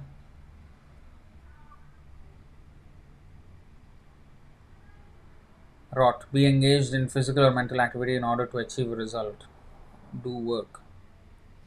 So Chaitanya's way of Krishna consciousness. So Prabhu kohe Shastre kohe Shravan Kirtan Krishna Prema Seva Phaler Parama Sadhan. Sri Chaitanya Mahaprabhu said, according to the verdict of the Shastras, the process of hearing and chanting is the best means to attain loving service to Krishna.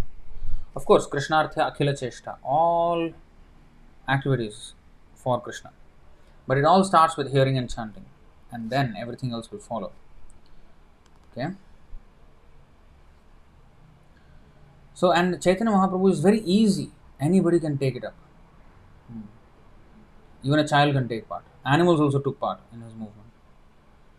And so that is very ideal for Kali Yuga, and that is the message that Bhaktisiddānta Sarasvatī brought and Prabhupada also brought. Absolute is sentient. Of course, this is the most favorite verse of Bhaktisiddānta Sarasvatī Ṭhākura of this poem. Absolute is sentient, thou hast proved. Impersonal calamity thou hast moved. This gives us in life a new and fresh worship thy feet, your divine grace. Absolute is sentient. That means he is a person. Sentient being means a person, not an impersonal. So absolute is sentient. Absolute truth is a person. Thou hast proved. Means you have proved. Impersonal calamity thou hast moved. Kaivalyam narakayate. The Kaivalyam narakayate means it's hellish. This impersonal so-called liberation is hellish for a devotee. It's a calamity. And not just if I go to Brahman, that's a calamity because I have no service. But because of that philosophy, one will be more interested in material life. And that is the biggest calamity. Now you see we are facing a huge calamity now. Or at least impending calamity. We're already in the midst of a calamity, but it will become worse and worse. You see, this is interesting because impersonalism is not just, oh, God has no form. How is that big of a calamity? Calamity is a huge word, It's not just, a destruction, a mishap, an accident. No. Calamity is on a very large scale. That word means a very large scale destruction. So why do you think why is it said impersonal calamity? That's not an exaggeration. It's actually a fact because calamity, it is because Jagatam Nasha Karanat. I'll show you this.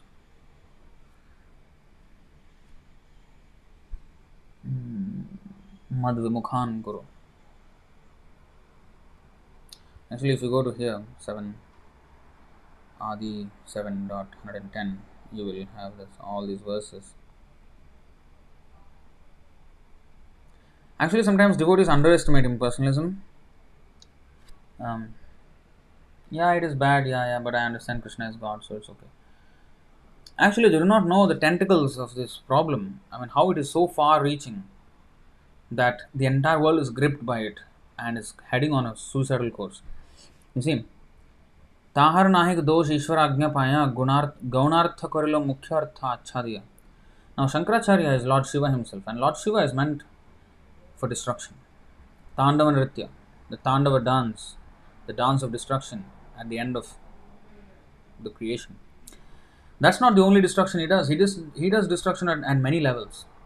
Natural calamities is actually part of Rudra principle. That destruction also is part. But the other destruction now is the destruction of culture.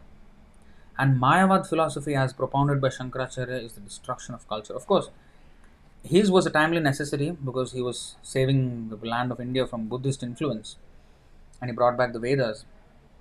But the philosophy that he propounded is actually more dangerous than Buddhist, because in the garb of Vedic knowledge, it is propounding atheism. So, so that is destructive, most destructive. Actually, it is said, what is that?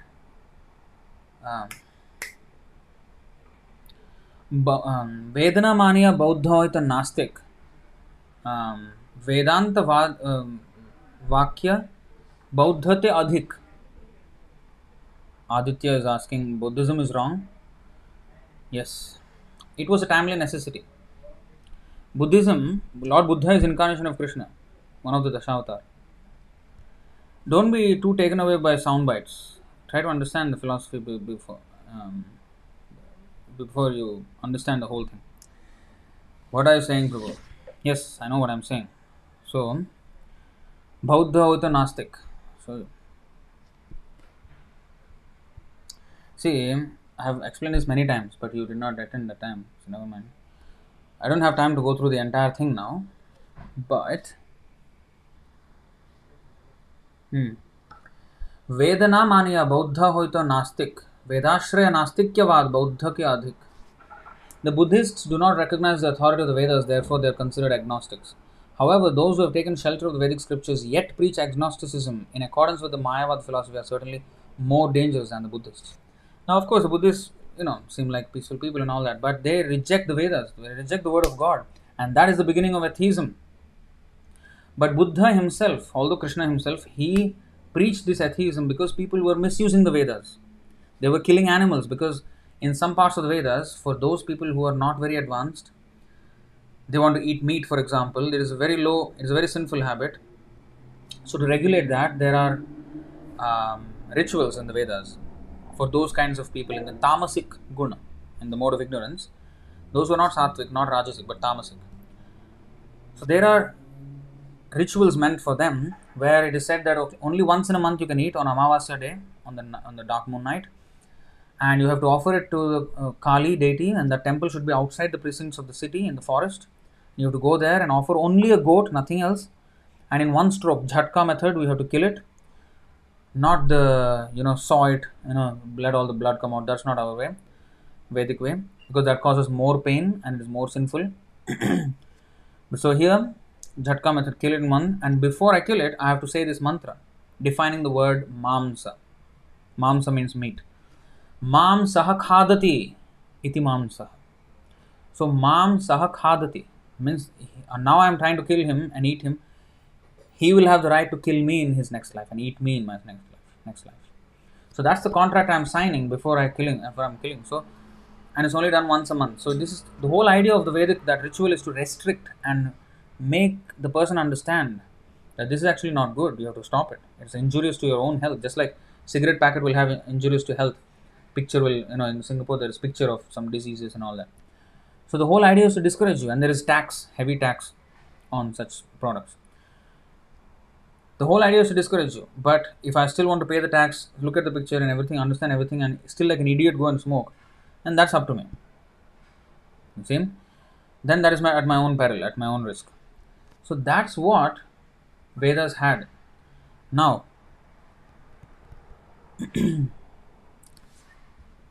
okay, Aditya, please, you do not know as much as Prabhupada, so please try to understand first. They have borrowed Vedic things. That's why their whole, yes, all the texts are in Sanskrit. They call it Pali language, but it's basically Sanskrit only. But you have to understand that Buddha's mission is this. And before even Buddha came, this was already mentioned in Bhagavatam. So please first listen what is the thing. If you keep on writing like that, then you know it will not serve the purpose, because I am explaining this whole thing. So Buddha came to stop this animal killing. Sadaya Hridaya Darshita Pashughatam, out of compassion for the animals. Because so what happened? So although these rituals are there, people did not follow all the rules of the rituals. They just said, okay, Vedas say we can kill animals. Under what conditions? No, we can kill animals. That's it. So this wanton killing of animals started. So taking compassion upon the animals and also the poor animal killers who will have to suffer in their next life. Buddha came and said, okay, you know what? Forget the Vedas. Now please follow my eightfold path of what is that? Ahimsa Paramo Dharma. His highest tenet is Ahimsa, non-violence. Now non-violence, physical non-violence, yes. But the side effect of rejecting the Vedas is that every information about God is there in the Vedas. Because Vedo Narayana Sakshat, it is the personal words of God. So when the words of God are rejected, then you will have no more information about God. And that is the that is the beginning of atheism. Understand?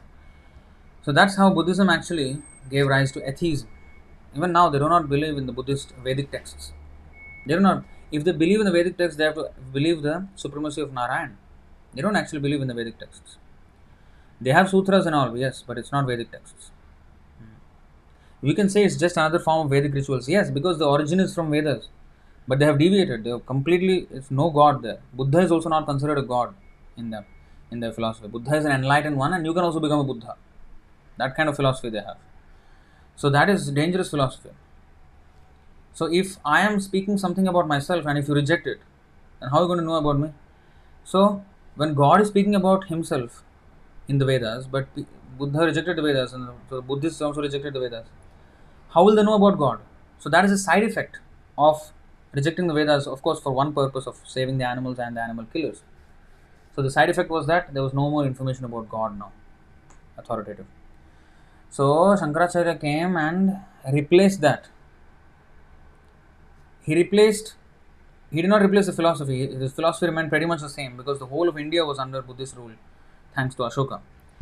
But then Shankaracharya came and established the Vedas in such a way that he, exhibited the same philosophy of Buddhism, but through the authority of the Vedas. So he actually twisted the meaning of the Vedas to suit, so that it is easy for people to accept, because they were already accepting that kind of philosophy. If I present something similar, it will be easier for them to accept. But then I will insert the Vedas into the picture again. So that's what Shankaracharya's contribution. So that's why Buddhism was driven out of India. Like, although the Buddha came in India, but you see, India, there's not so much Buddhist influence, Indians. It's in Nepal, Bhutan, Myanmar, Sri Lanka, China, Tibet, but not India. So this was a contribution of Chaitanya Mahaprabhu. So here it is said, Veda na maniya Bauddha hita nastik, Vedashre nastikyavat Bauddha kya adhik. Now this voidness, Buddhism ultimately preaches nirvana. So nirvana means to become void, this voidness. That is shunyavadi, make everything zero. But that's just on the borderline of material and spiritual. Haven't even started spiritual life yet. To stop materialistic life, to stop this entanglement, is only half of the journey. In fact, I would say 1/10. Because the vast portion of it is the spiritual. Our real world, our real life is spiritual, not to make everything zero and like suicide. We're not supposed to become stones, do nothing. And that is what Vedic, Buddhism and Mayavadi's philosophy teaches. See that? So this is dangerous, and because it is ultimately aiming at doing nothing and becoming nothing, or becoming one with the Lord, merge and lose our individual identity. No. Why do I want that? I would rather enjoy materially because spiritual life is boring because I have to give up everything. Who said? Mayavadi said. Buddhists said. The Vaishnavas will never say.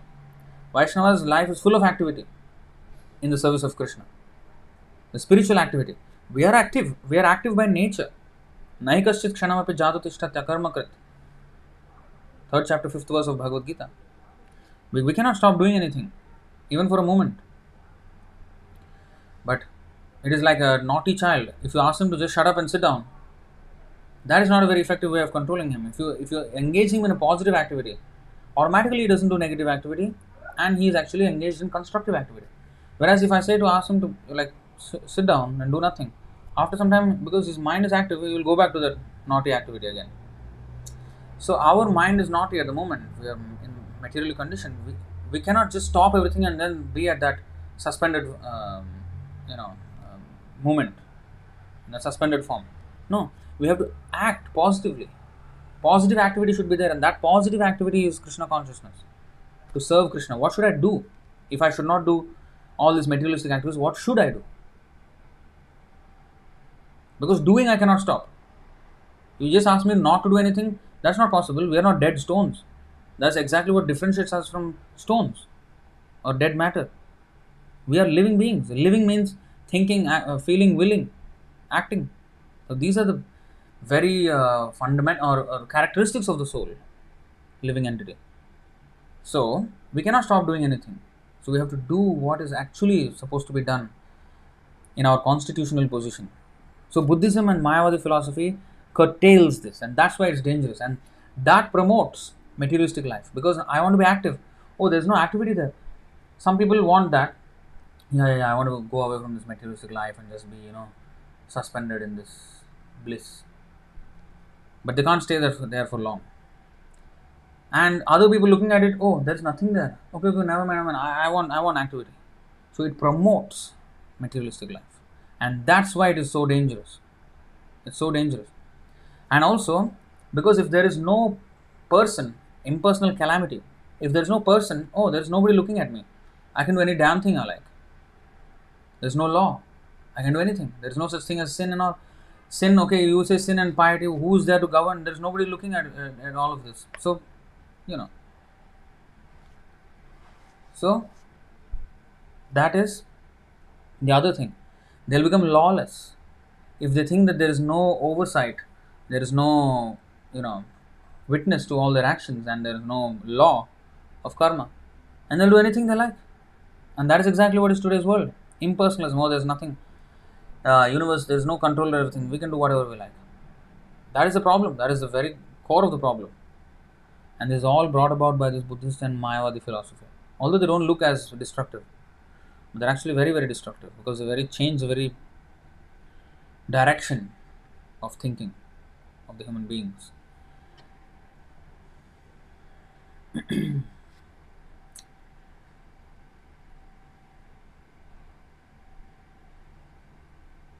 Okay, you all are saying Buddhism is another form of dharma. Yes, they preach dharma. Actually, Buddha tried to save the animal killers from, becoming non-violent. That is certainly good. But it was only a timely necessity. It cannot be the eternal religious principle, because ultimately dharma means dharmam tu sakshat bhagavat pranitam. What the Lord says is dharma, and the Lord says everything in the Vedas. Vedo Narayana sakshat. And what is the dharma?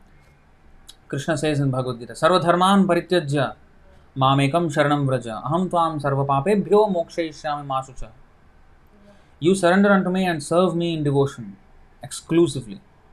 This is real dharma. Dharma samsthapanarthaya sambhavami. Krishna says, I come millennium after millennium to establish dharma. So real dharma means to serve the Lord. That is real dharma. These non-violence, not eating meat, these are just preliminary steps on that path. These are just like very, very rudimentary forms. The real thing is to love God. So that ultimate knowledge is only given by our Vedas, and especially Chaitanya Mahaprabhu, who revealed this in Kali Yuga. And the highest limits of this love, Radha Bhava Dhyuti Suvilitam Naumi Krishna Swarupam. Okay, Akiyosh Yokazaki is saying, I respect you so much, Master, but Dharma is not only limited to Krishna. You are saying this because you don't understand the full context. Anyway, you read some of the books. I'm not saying that all others are adharma. They are on the path. But if you don't get the context of the full dharma,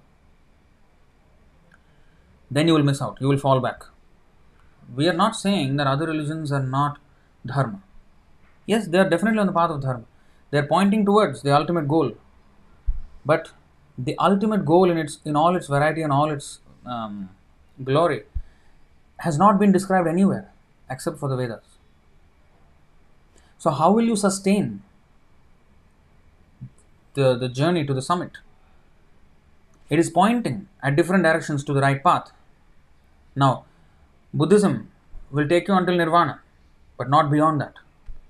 Nirvana is not the end. Nirvana is just the beginning of spiritual life, end of material life. It's at the border. Spiritual life means to serve the Lord, to serve Krishna in a loving relationship. Shantaras, Dasaras, Sakhyaras, Vatsalaras, Madhuryaras. So this information that we can have a very intimate relationship with God and we can serve God face to face and we can, for eternity, that knowledge is not there anywhere. Glimpses of that knowledge are certainly there in all religions, of course. We don't deny. But the highest form is in the Krishna consciousness, in the Vedas, and especially in Bhagavatam. Now, if I take a system of religion or a religious practice which points me to the direction, but then it stops here, it doesn't take me to the summit. Now, if I just stay there and stagnate, I will fall down again. That's what I'm saying. And that's why it is dangerous. So I should climb higher and higher and higher, and ultimately I should come to the point of loving God. And when I say Krishna, it is not a Hindu person. You have a different understanding. When I say Krishna, he is the supreme personality of Godhead, the one God that is pointed to by all religions. It is not a Hindu God, a Hindu deity, no. Buddha is an incarnation of Krishna. You are speaking for Buddhism. Buddha is the 9th incarnation among the Dashavatar of Krishna. We worship Buddha as an incarnation of Krishna. But we also understand the Buddha came for a timely necessity. And it's not the ultimate information in religion. In fact, if you don't take the ultimate information, then it will become, and because especially he rejected the Vedas, of course, for a very, very sagacious reason, for a very dharmic reason. But still, the rejection of Vedas is not something we condone. And we cannot, because the real information is lost. And that's why it is dangerous. To take it as an eternal religious principle, that is dangerous. It was a timely necessity and we have total respect for that, of course. Even Shankaracharya. But we should not take his philosophy for good. No. It was for a timely necessity only. And let's see here. Let me show you this. Shankaracharya. You see, Padma Puran, in the words of Lord Shiva himself, Maya Vadam asachastram prachannam bauddhamuchyate Mayaiva kalpitam devi kalau brahmana rupinam brahmanascha param rupam nirgunam vakshate maya sarvasvam jagatopyasya mohanartham kalau yuge vedante tu mahashastre maya vadam avaidikam mayaiva vakshate devi jagatam nashakaranat.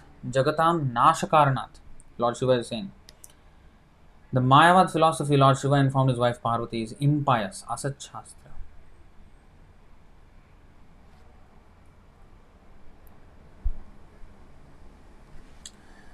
See, I do understand Akio Shiozaki.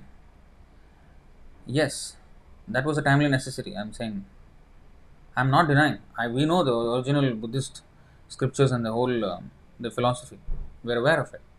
And that's exactly what I was saying. Animals were sacrificed daily, and that's why Buddha came and then he preached. He is from our Vedic religion, Sanatana Dharma, but he preached that. But then it was not the long stay. It was not the permanent state of religion.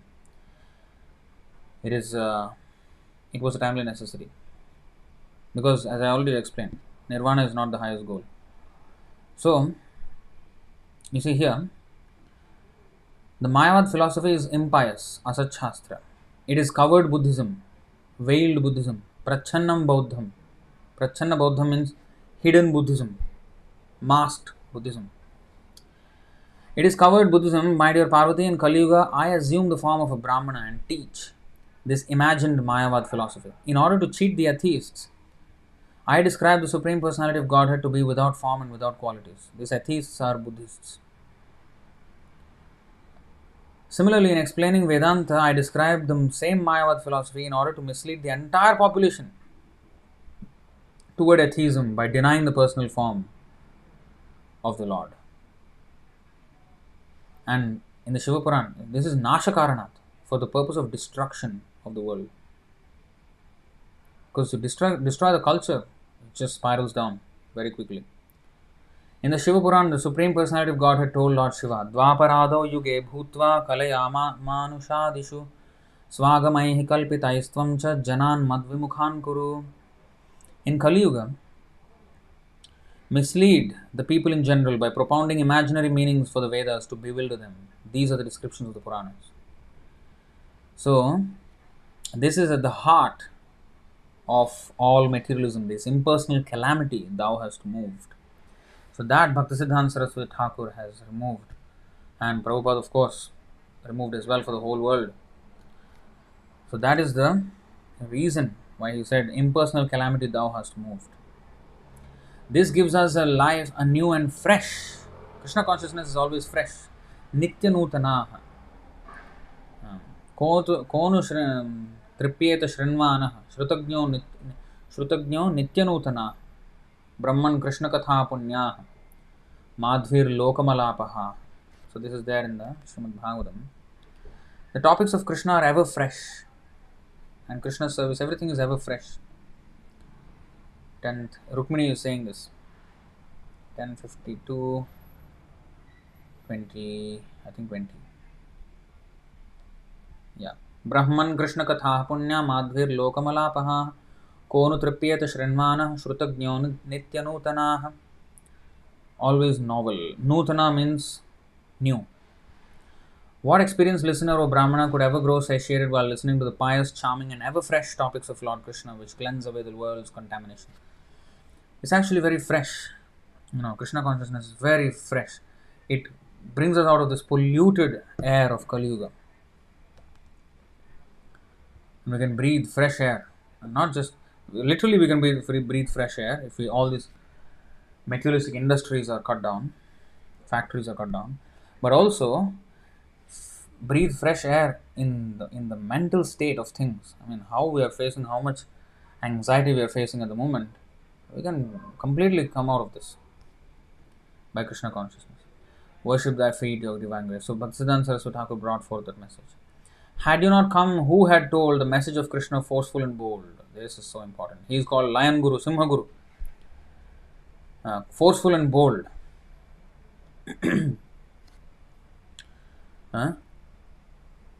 Had you not come, who had told the message? What is this? Had you not come, who had told the message of Krishna? So, if such acharyas do not come, how will we? And when the acharyas come, they don't speak in a very, sissy way. They speak very bold. It may be very challenging to the atheists and materialists, but they speak nevertheless. They don't care if it actually ruffles feathers with anyone, because truth has to be spoken. There's a nice quote I came across. Just share. Somebody shared it. Just a second.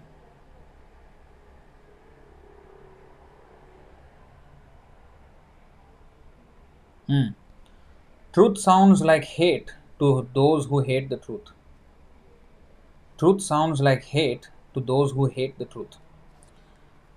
So, some materialistic quote, but that is the thing. So the sadhu, he speaks the truth. It sounds like hate to those who hate the truth. So those who are godless, for them, for those who are materialists, for them the words of a sadhu may be very harsh. So, but the sadhu is actually the only well-wisher of everyone.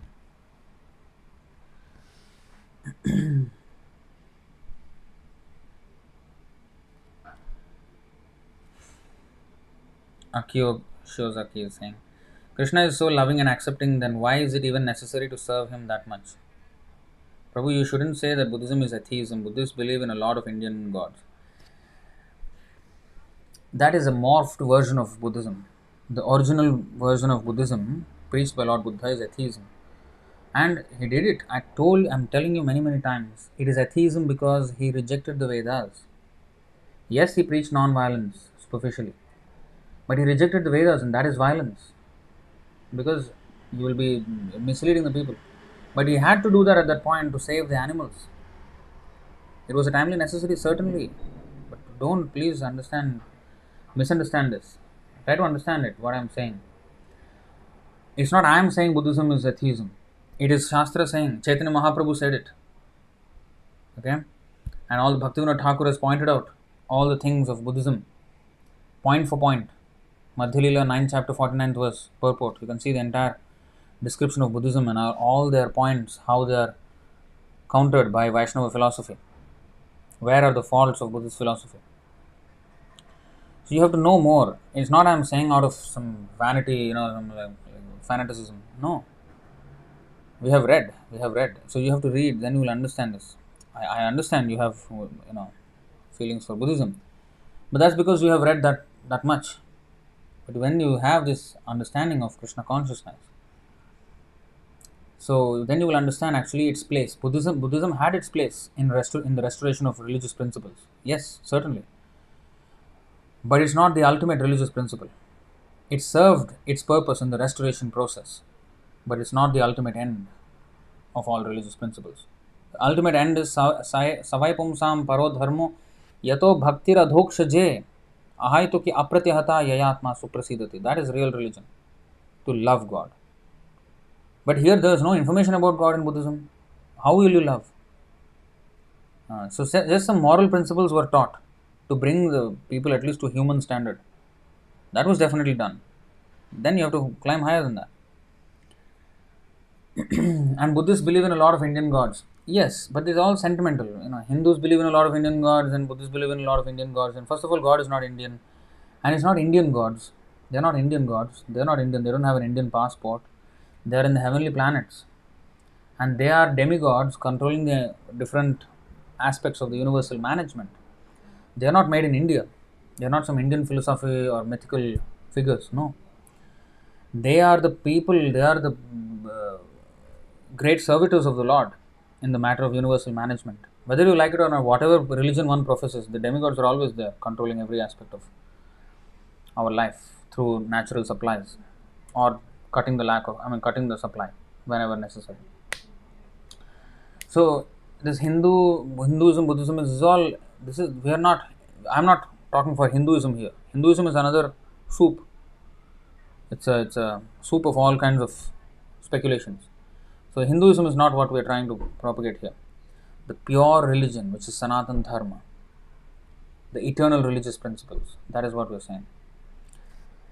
Indian Hindu philosophy spread to, and yeah, you said Krishna is so loving and accepting, then why is it even necessary to serve him that much? No, that is because our constitutional position is to serve him.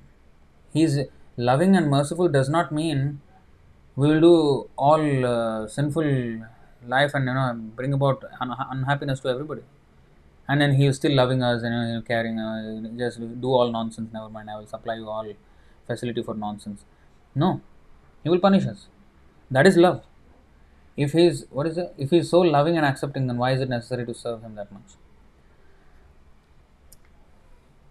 It is like this. The stomach is very loving. It is digesting all the food and giving the energy to the entire body. But why should the hand put the food in the stomach?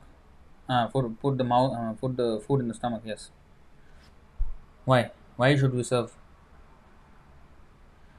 If the hand is cut off, can it live on its own? Cannot. So our nature is to serve him. It is our constitutional position. Why should we serve him means, okay, whom else do you want to serve? Everyone who you are trying to serve is a part and parcel of God. Why don't you serve God himself? Why do you serve his part and parcels who are disconnected from him? You serve a part and parcel who is connected with him, that is Guru. And then you will have connection with God. But those who are disconnected with him, what is the use of serving? But if you serve God, you will automatically serve all of them. The real thing. You are a servant. It is not that why should we serve him so much. We are servant by nature. Either we are serving our boss, our parents, our children, our spouse, our customer, our country, our pets. We're taking them to the doctor, veterinary doctor, or we're collecting the dog's shit, stool. So who is servant? So we are serving. We are servant. That we cannot do. That we cannot do away with. So why not serve the perfect master? That is the proposition. So our real position is to serve the Lord, and that is where our happiness really is. He does not need our service.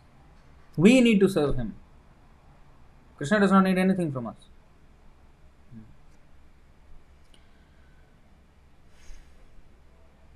Anyway, had you not come, who had told the message of Krishna forceful and bold?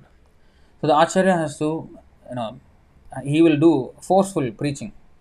Means without any compromise. And that's what we should also do. Forceful preaching, bold preaching. And that's your right. You have the mace. Save me a fallen, your divine grace. So fallen soul, he's calling himself a fallen soul. So he's Bhaktisiddānta Sarasvatī Ṭhākura was called Simha Guru many times when he spoke against the Smarta Brahmanas and all this Apasampradayas. People were very angry with him because he was exposing their nonsense. But he did not budge. He did not compromise at all. His life was a danger sometimes. They planned to kill him, assassinate him. But still he preached. That was how bold he was. And that's how we should be. That's how we should be. Finally, so the last stanza, the line of service as drawn by you is pleasing and healthy like morning dew. The line of service means the path, the line, in this line of service, Bhakti Yoga, as drawn by you. So, Bhaktisiddānta Sarasvatī Ṭhākura made many adjustments in the way how to preach. You see?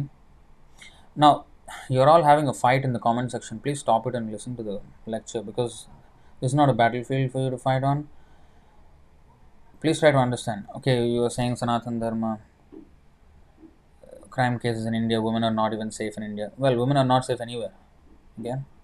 They're all committing abortion, and then with laws passed, everyone is having abortion, they're killing the child in the womb, and thus the mothers are going to hell. Okay? So women are not so safe anywhere. Nobody is safe because everybody is materialistic. So what we consider as safe and unsafe is also a subjective. Okay?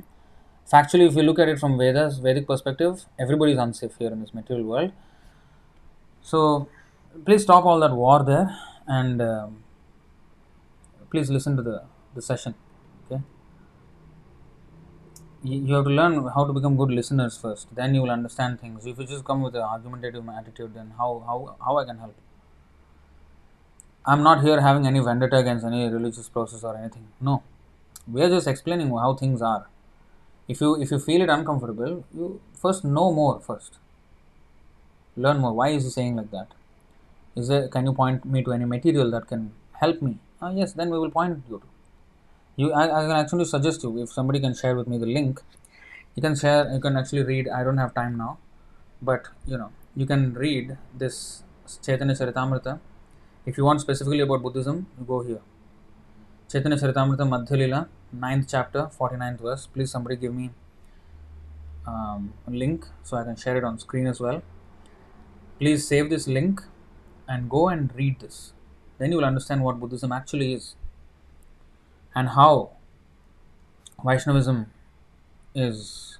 You see, the scriptures of the Buddhist cult are chiefly based on argument and logic, and they contain 9 chief principles. Because Sri Chaitanya Mahaprabhu defeated the Buddhists in the argument, they could not establish their cult.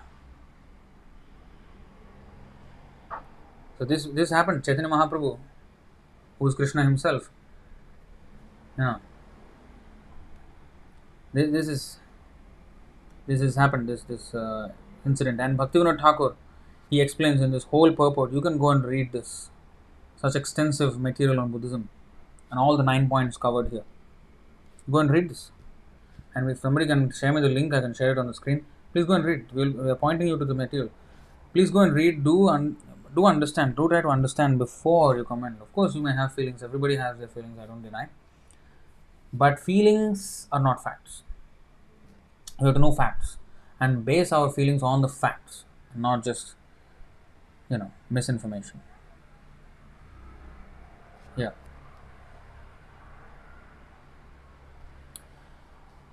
This is the link.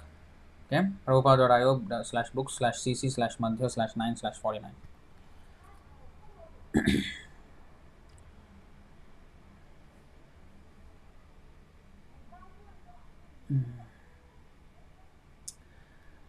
So, where was I? Yeah. The line of service as drawn by you is pleasing and healthy like morning dew.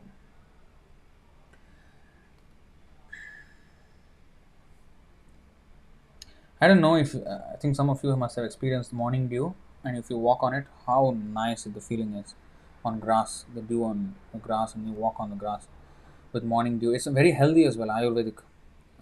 It's very healthy as well, very fresh. It nourishes the entire body, and that's how this line of service or the method of service as presented by Bhaktisiddānta Sarasvatī Ṭhākura is very pleasing actually for any devotee who has come to Krishna consciousness. He will be very pleased. Kleshagni, first symptom of devotional service is Kleshagni.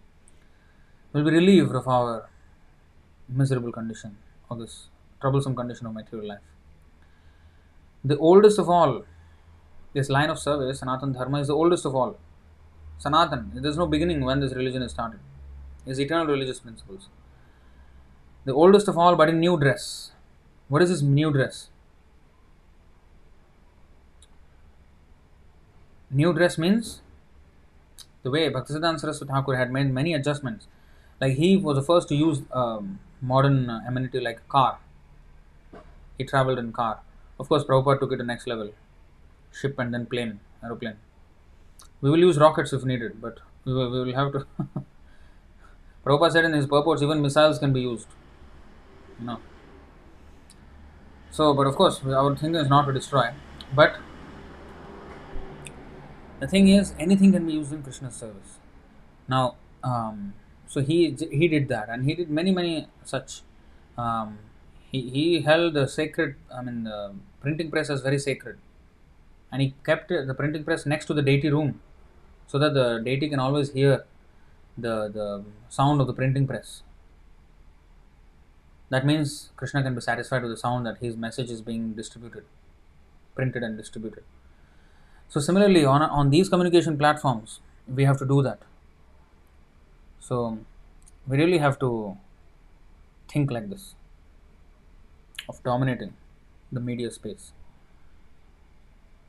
The oldest of all, but in new dress, miracle done, your divine grace. So, according to time, place, and circumstances, Desha Kala Patra, the Acharya expertly establishes religious principles. How to guide the people according to time, place, and circumstances. He does it. So that's the poem. It's a long class. Actually, I did not expect it to go so long. Okay, so any questions or comments? There's unnecessarily big war going on in the comment section. It's disturbing. Please. Of course, some of them are valid. Okay, because I've spoken about Buddhism, but. A Cruz. I'm a Turkish devotee of Lord Sri Krishna. Jai, welcome.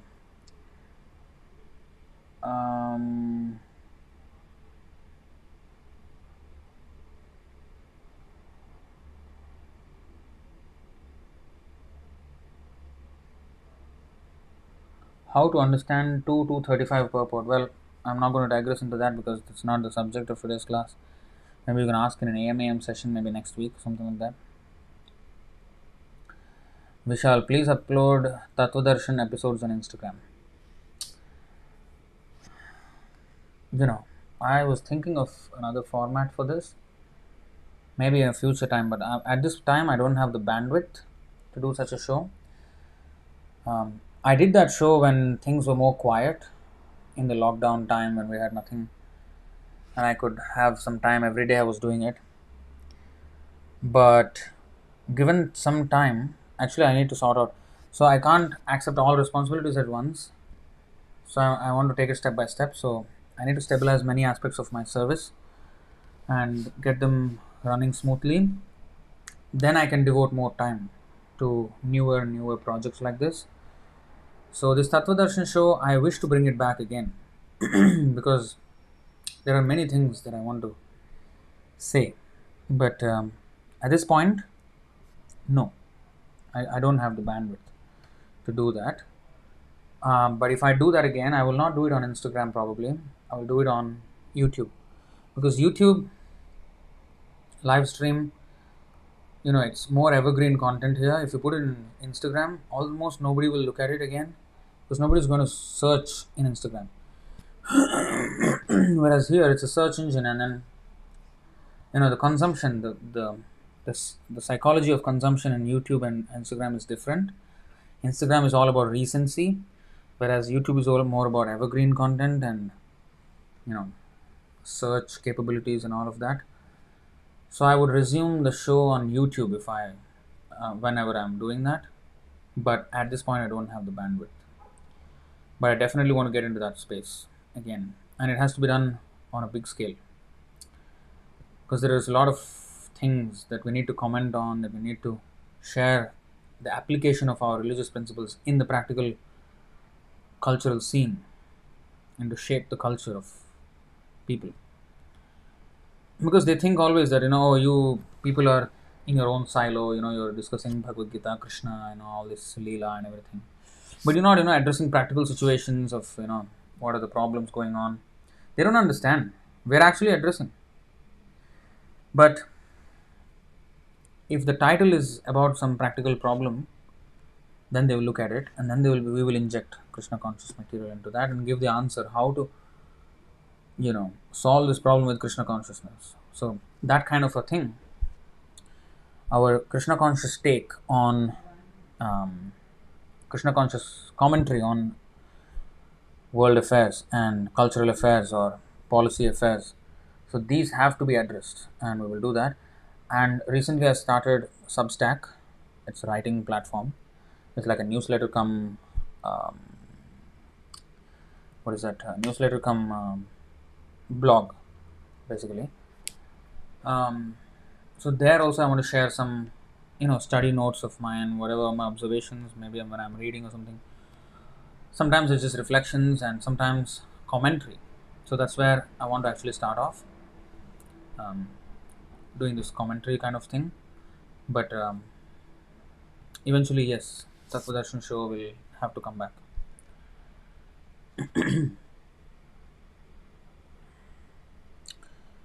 Vishal is asking, can you assure me that by reading Prabhupada books we can defeat any Mayavadi philosopher? Certainly, yes. But we have to do a really organized study of it. See, every knowledge is there in Prabhupada's books. We need to study it thoroughly. You see, that's what is lacking in today's devotee community. Forget about studying it thoroughly. They're not even reading. Reading is the first thing. When you read, you consume and you understand generally what is the whole thing. But then you have to study it and deeply study every subject, like Mayavadi, for example, on that. Every evidence that is there, collect it, and then memorize those slokas, and then have a complete flow of explanation of how to explain to a Mayavadi. In a structured way, we have to understand all these things. That's why the other project is about courses, about how to understand all these things in a structured format. But even then, otherwise, you can do your own learning. Because usually devotees, some of them have the interest, but others don't. But we want to give a baseline knowledge for everybody, and that's why we want to do courses also, so that at least, even if by their own initiative they don't take up, at least by the way of a course, they will, it might encourage them to study certain aspects and certain aspects of the philosophy in a thorough way, comprehensive way. Um, so all these projects are in the mind, but they have to come into action. So it's in the process. I'm trying. I need a lot of blessings of Vaishnavas and Śrīla Prabhupāda, Bhaktisiddānta, Sarasvatī, Ṭhākura, the entire parampara, so that we can make it a reality.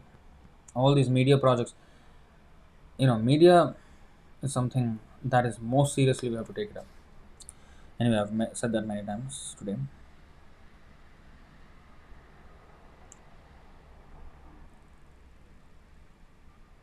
Vishal, Prabhuji, please defeat some non-devotee like Gaur Gopal Das. That devotee is literally awesome. This is exactly what I'm talking about. The projects that is preaching in opposition. I have many plans. I have many ideas to do such videos, and I have many people on my wanted list, hit list, whom I want to attack with this philosophy. I mean, with philosophically, and just give me blessings that I can do those, complete those videos and publish them. Lots and lots and lots of work to be done in the pipeline.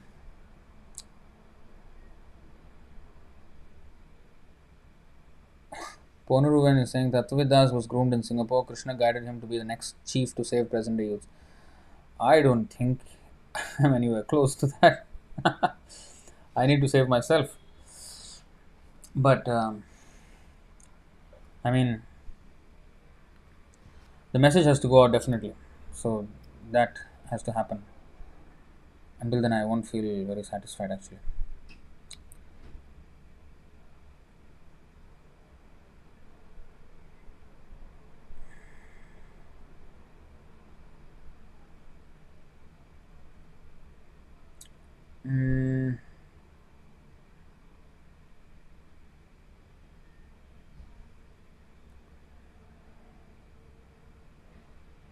Okay, this is all the war.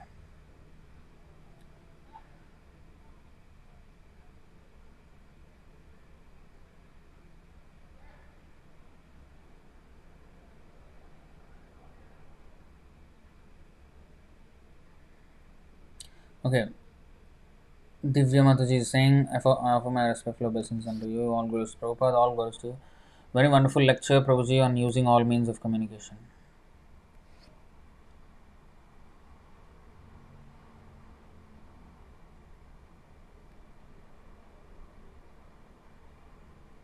Divya Mataji, Prabhuji, Kshatriya's duty is to immediately cut off sin and dominate like Parikshit Maharaj and discipline succession if a devotee is taking Brahman initiation, but by nature if he has Kshatriya qualities. So anyway, we can't take up our sword now. The law doesn't allow us, right? And anyway, we're not supposed to just whimsically do these things. A king can do this. But our Chaitanya Mahaprabhu's philosophy method is not to take up any weapons. Our weapons are our books, our philosophy. We have to defeat with the weapon of the sword of knowledge, Jnanasina. With the sword of knowledge, cut off their bonds of ignorance. So that is the war, that is the weapon. We have to drop these nuke bombs of knowledge. So that is our weapon. Astra means weapon. Shastra means also basically shas dhatu. Shas means to control. Astra means weapon. So sha astra, the weapon to control everybody, is shastra. So it is a weapon to control. But those who transgress the words in the shastra, for them there is a requirement of astra, actual weapons, and that is also for shas, to control. Shas dhatu. So in this way, to control the population from sinful life and elevate them, this shastra is there. So our weapons we will use. Shastra is also astra. So we will use that astra. So even if you are Brahmin initiation or what, we can still fight. We have all the weapons. We must. I can have a bow and arrow, but if I'm not as skilled as Arjuna, by the time I put my bow and try to put on the arrow at the bow, I'll be killed 10 times. So I have to be skilled also. So we have all the knowledge, we have the weapon, but if I don't know how to handle it, then I will nuke myself. So we have to study our books. That is what I mean by that. You have to study it thoroughly. And of course, Kshatriya qualities, if a devotee has Brahman initiation and has Kshatriya qualities, he can manage the temple, manage the preaching work, managerial services there in Krishna consciousness. So he has to manage. He has to take care of the devotees, community. So these are all leadership qualities. So one can become a leader in the movement. Okay, then what should be considered as? If a devotee is taking Brahman initiation but by nature he has Kshatriya qualities, then what he should be considered as? If not a Brahmin, then why one should take Brahman initiation? Yes, not everybody can become Brahmin, but he has Kshatriya qualities. What he can do as a Kshatriya? As I said, he can manage the temples, and that is also Kshatriya duty, managing, ruling, getting funds, because a king also gets funds by taxes. Of course, we cannot tax people, we collect donations. It is just a little bit different policy, tactic, but the policy is the same. Policy may be different, but the principle is the same. So you just have to do like that. Some people are more scholarly, more scriptural. This thing, they are more Brahminical. Some of them have managerial qualities, so they're Kshatriya. So some of them are Vaishya, they can take care of the farm communities, and Shudra, they can do every other service. But everybody must be devotee. Everybody must read. Even Shudra devotee also, or Shudra service kind of. But if he is devotee, he should read also. He may not be as scholarly as the Brahminical community of the devotees, but Vaishnava means is actually above even Brahmana. But that only when he actually lives like a Vaishnava. Vaishnava means Shruti. Even women can go, Shudras, Vaishyas, everybody can go just by hearing. Krishna says in Bhagavad Gita, everybody can come to me by hearing. So that hearing should be there. I may not be able to quote like a Brahmanically qualified devotee or something, but I should still know the philosophy. I cannot be like a Buddhu, Hare Kṛṣṇa Buddhu. I can't be like that. Then I will fall down one day.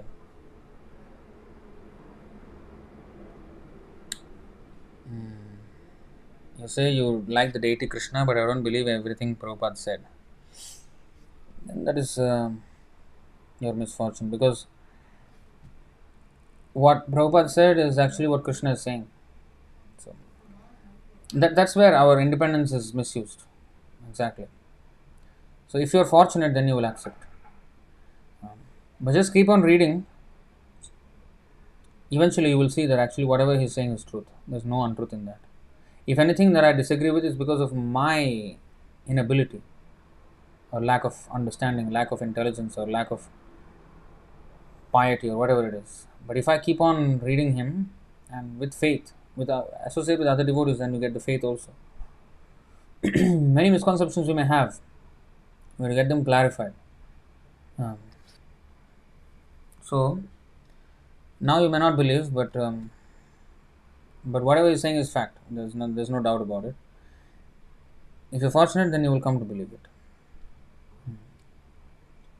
If you become humble enough to accept, or to at least reflect upon what he's saying, instead of having preconceived notions about what he's saying, evaluating his words through your past experiences or past information that you have consumed, then it will become a problem. So instead of being reflexive, you have to be reflective. We act like reflex, and reflex, like we already have a preset response to something because of our conditioning, of our information that we have been fed and the experiences that we have been through. But if we actually openly reflect upon what Prabhupada is saying and remain open, even if immediately I may not fully able to comprehend what he's saying, But if I remain open to accommodate that possibility, then eventually I will understand that actually this is the truth. Whatever is mentioned in Prabhupada's books is the truth.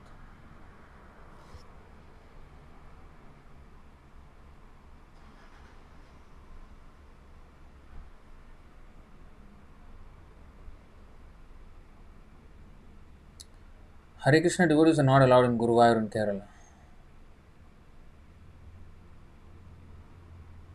No, I mean, Westerners are not allowed, but Indians are allowed. Our devotees went there.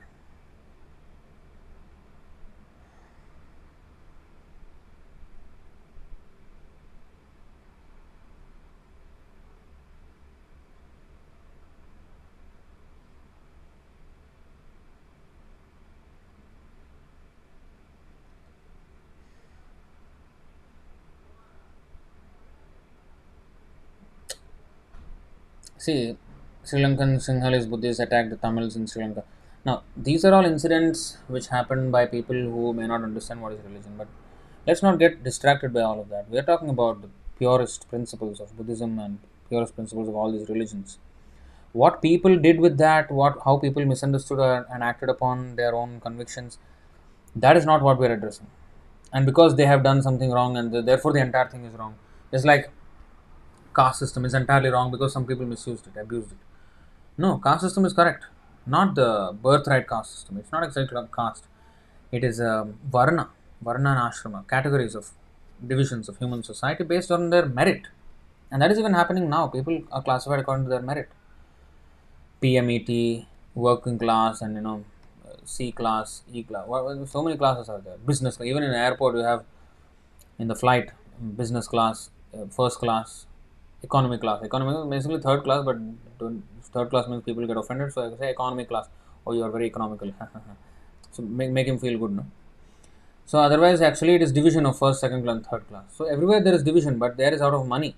Money is the dividing factor. Here, character is the dividing factor. That's all. So it's not actually according to birth, right? That was misused, abused in India.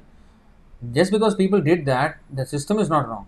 The people may be wrong. So let's not confuse and let's not mix everything up. Hmm.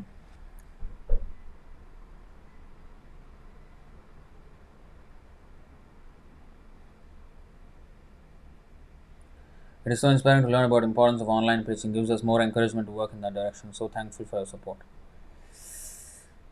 Yes, there has to be an organized effort in this, and actually, you all are doing good work.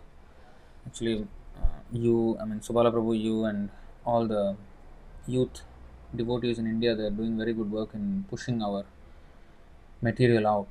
Um, we need to have more strategy, um, more organization in that respect, which we can of course discuss in a different forum. But yes, at least the work has started, and that's very good.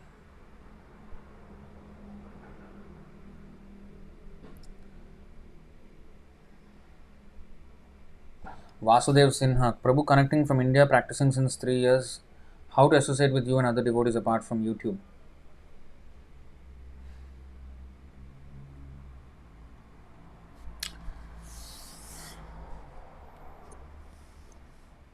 When I come to India, or you come to Singapore, or take up the mission of starting a temple, then there will be a reason for us to come there also. So you have to think on those lines. Okay, if nobody is there, then I start. Sundagopal Prabhu started like that. There was nobody here. He started it. So that's how we should think. This was when he was 20 years old. So is you think of starting and pray to Prabhupada, pray to Krishna, pray to Chaitanya Mahaprabhu, pray to Narasimhadev, so that you can start something there. Yeah, never mind. I may not be so expert in everything, but whatever I have learned, I can you know start preaching, and then I'll learn more along the way. See? Then of course soon the travel all will start. Prabhu also will travel. Some of us have to travel with him, or some of our Indian devotees like Prahlad Prabhu, they may travel, and in this way we will have connection. See, and so try to do that. If you can. Oh, you are in Patna, Bihar.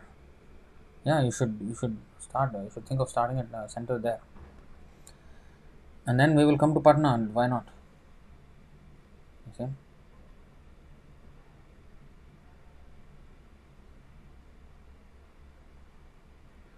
Guruji, please establish ISKM in Delhi so that we can associate with devotees.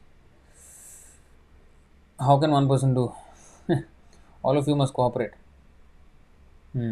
All of you must start. Everybody must think like this, not waiting for something to be done. If nothing is done, let me do it. I have to take it as a service opportunity, not wait for mercy to drop from the sky. Mercy is there, so what can I do in service? So that's how we should think.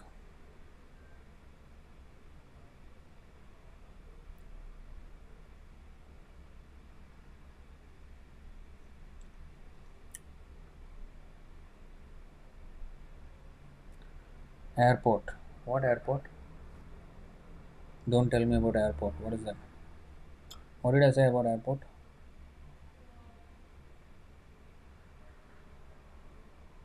I don't know. I don't remember. Alright, so I think thank you all very much. That was a pretty long session. I did not expect it to be such a long session. Anyway, it was very fruitful discussing all this. So we'll meet again probably on Wednesday with Bhagavad Gita class. Until then, see you next time. Hare Krishna. Śrīla Prabhupāda ki jai. Śrīla Bhaktisiddānta Sarasvatī Ṭhākura ki jai. Ananta Koti Vaiṣṇava ki jai. Nitai Gaur Premanande. Hari Hari Bol. Hare Krishna.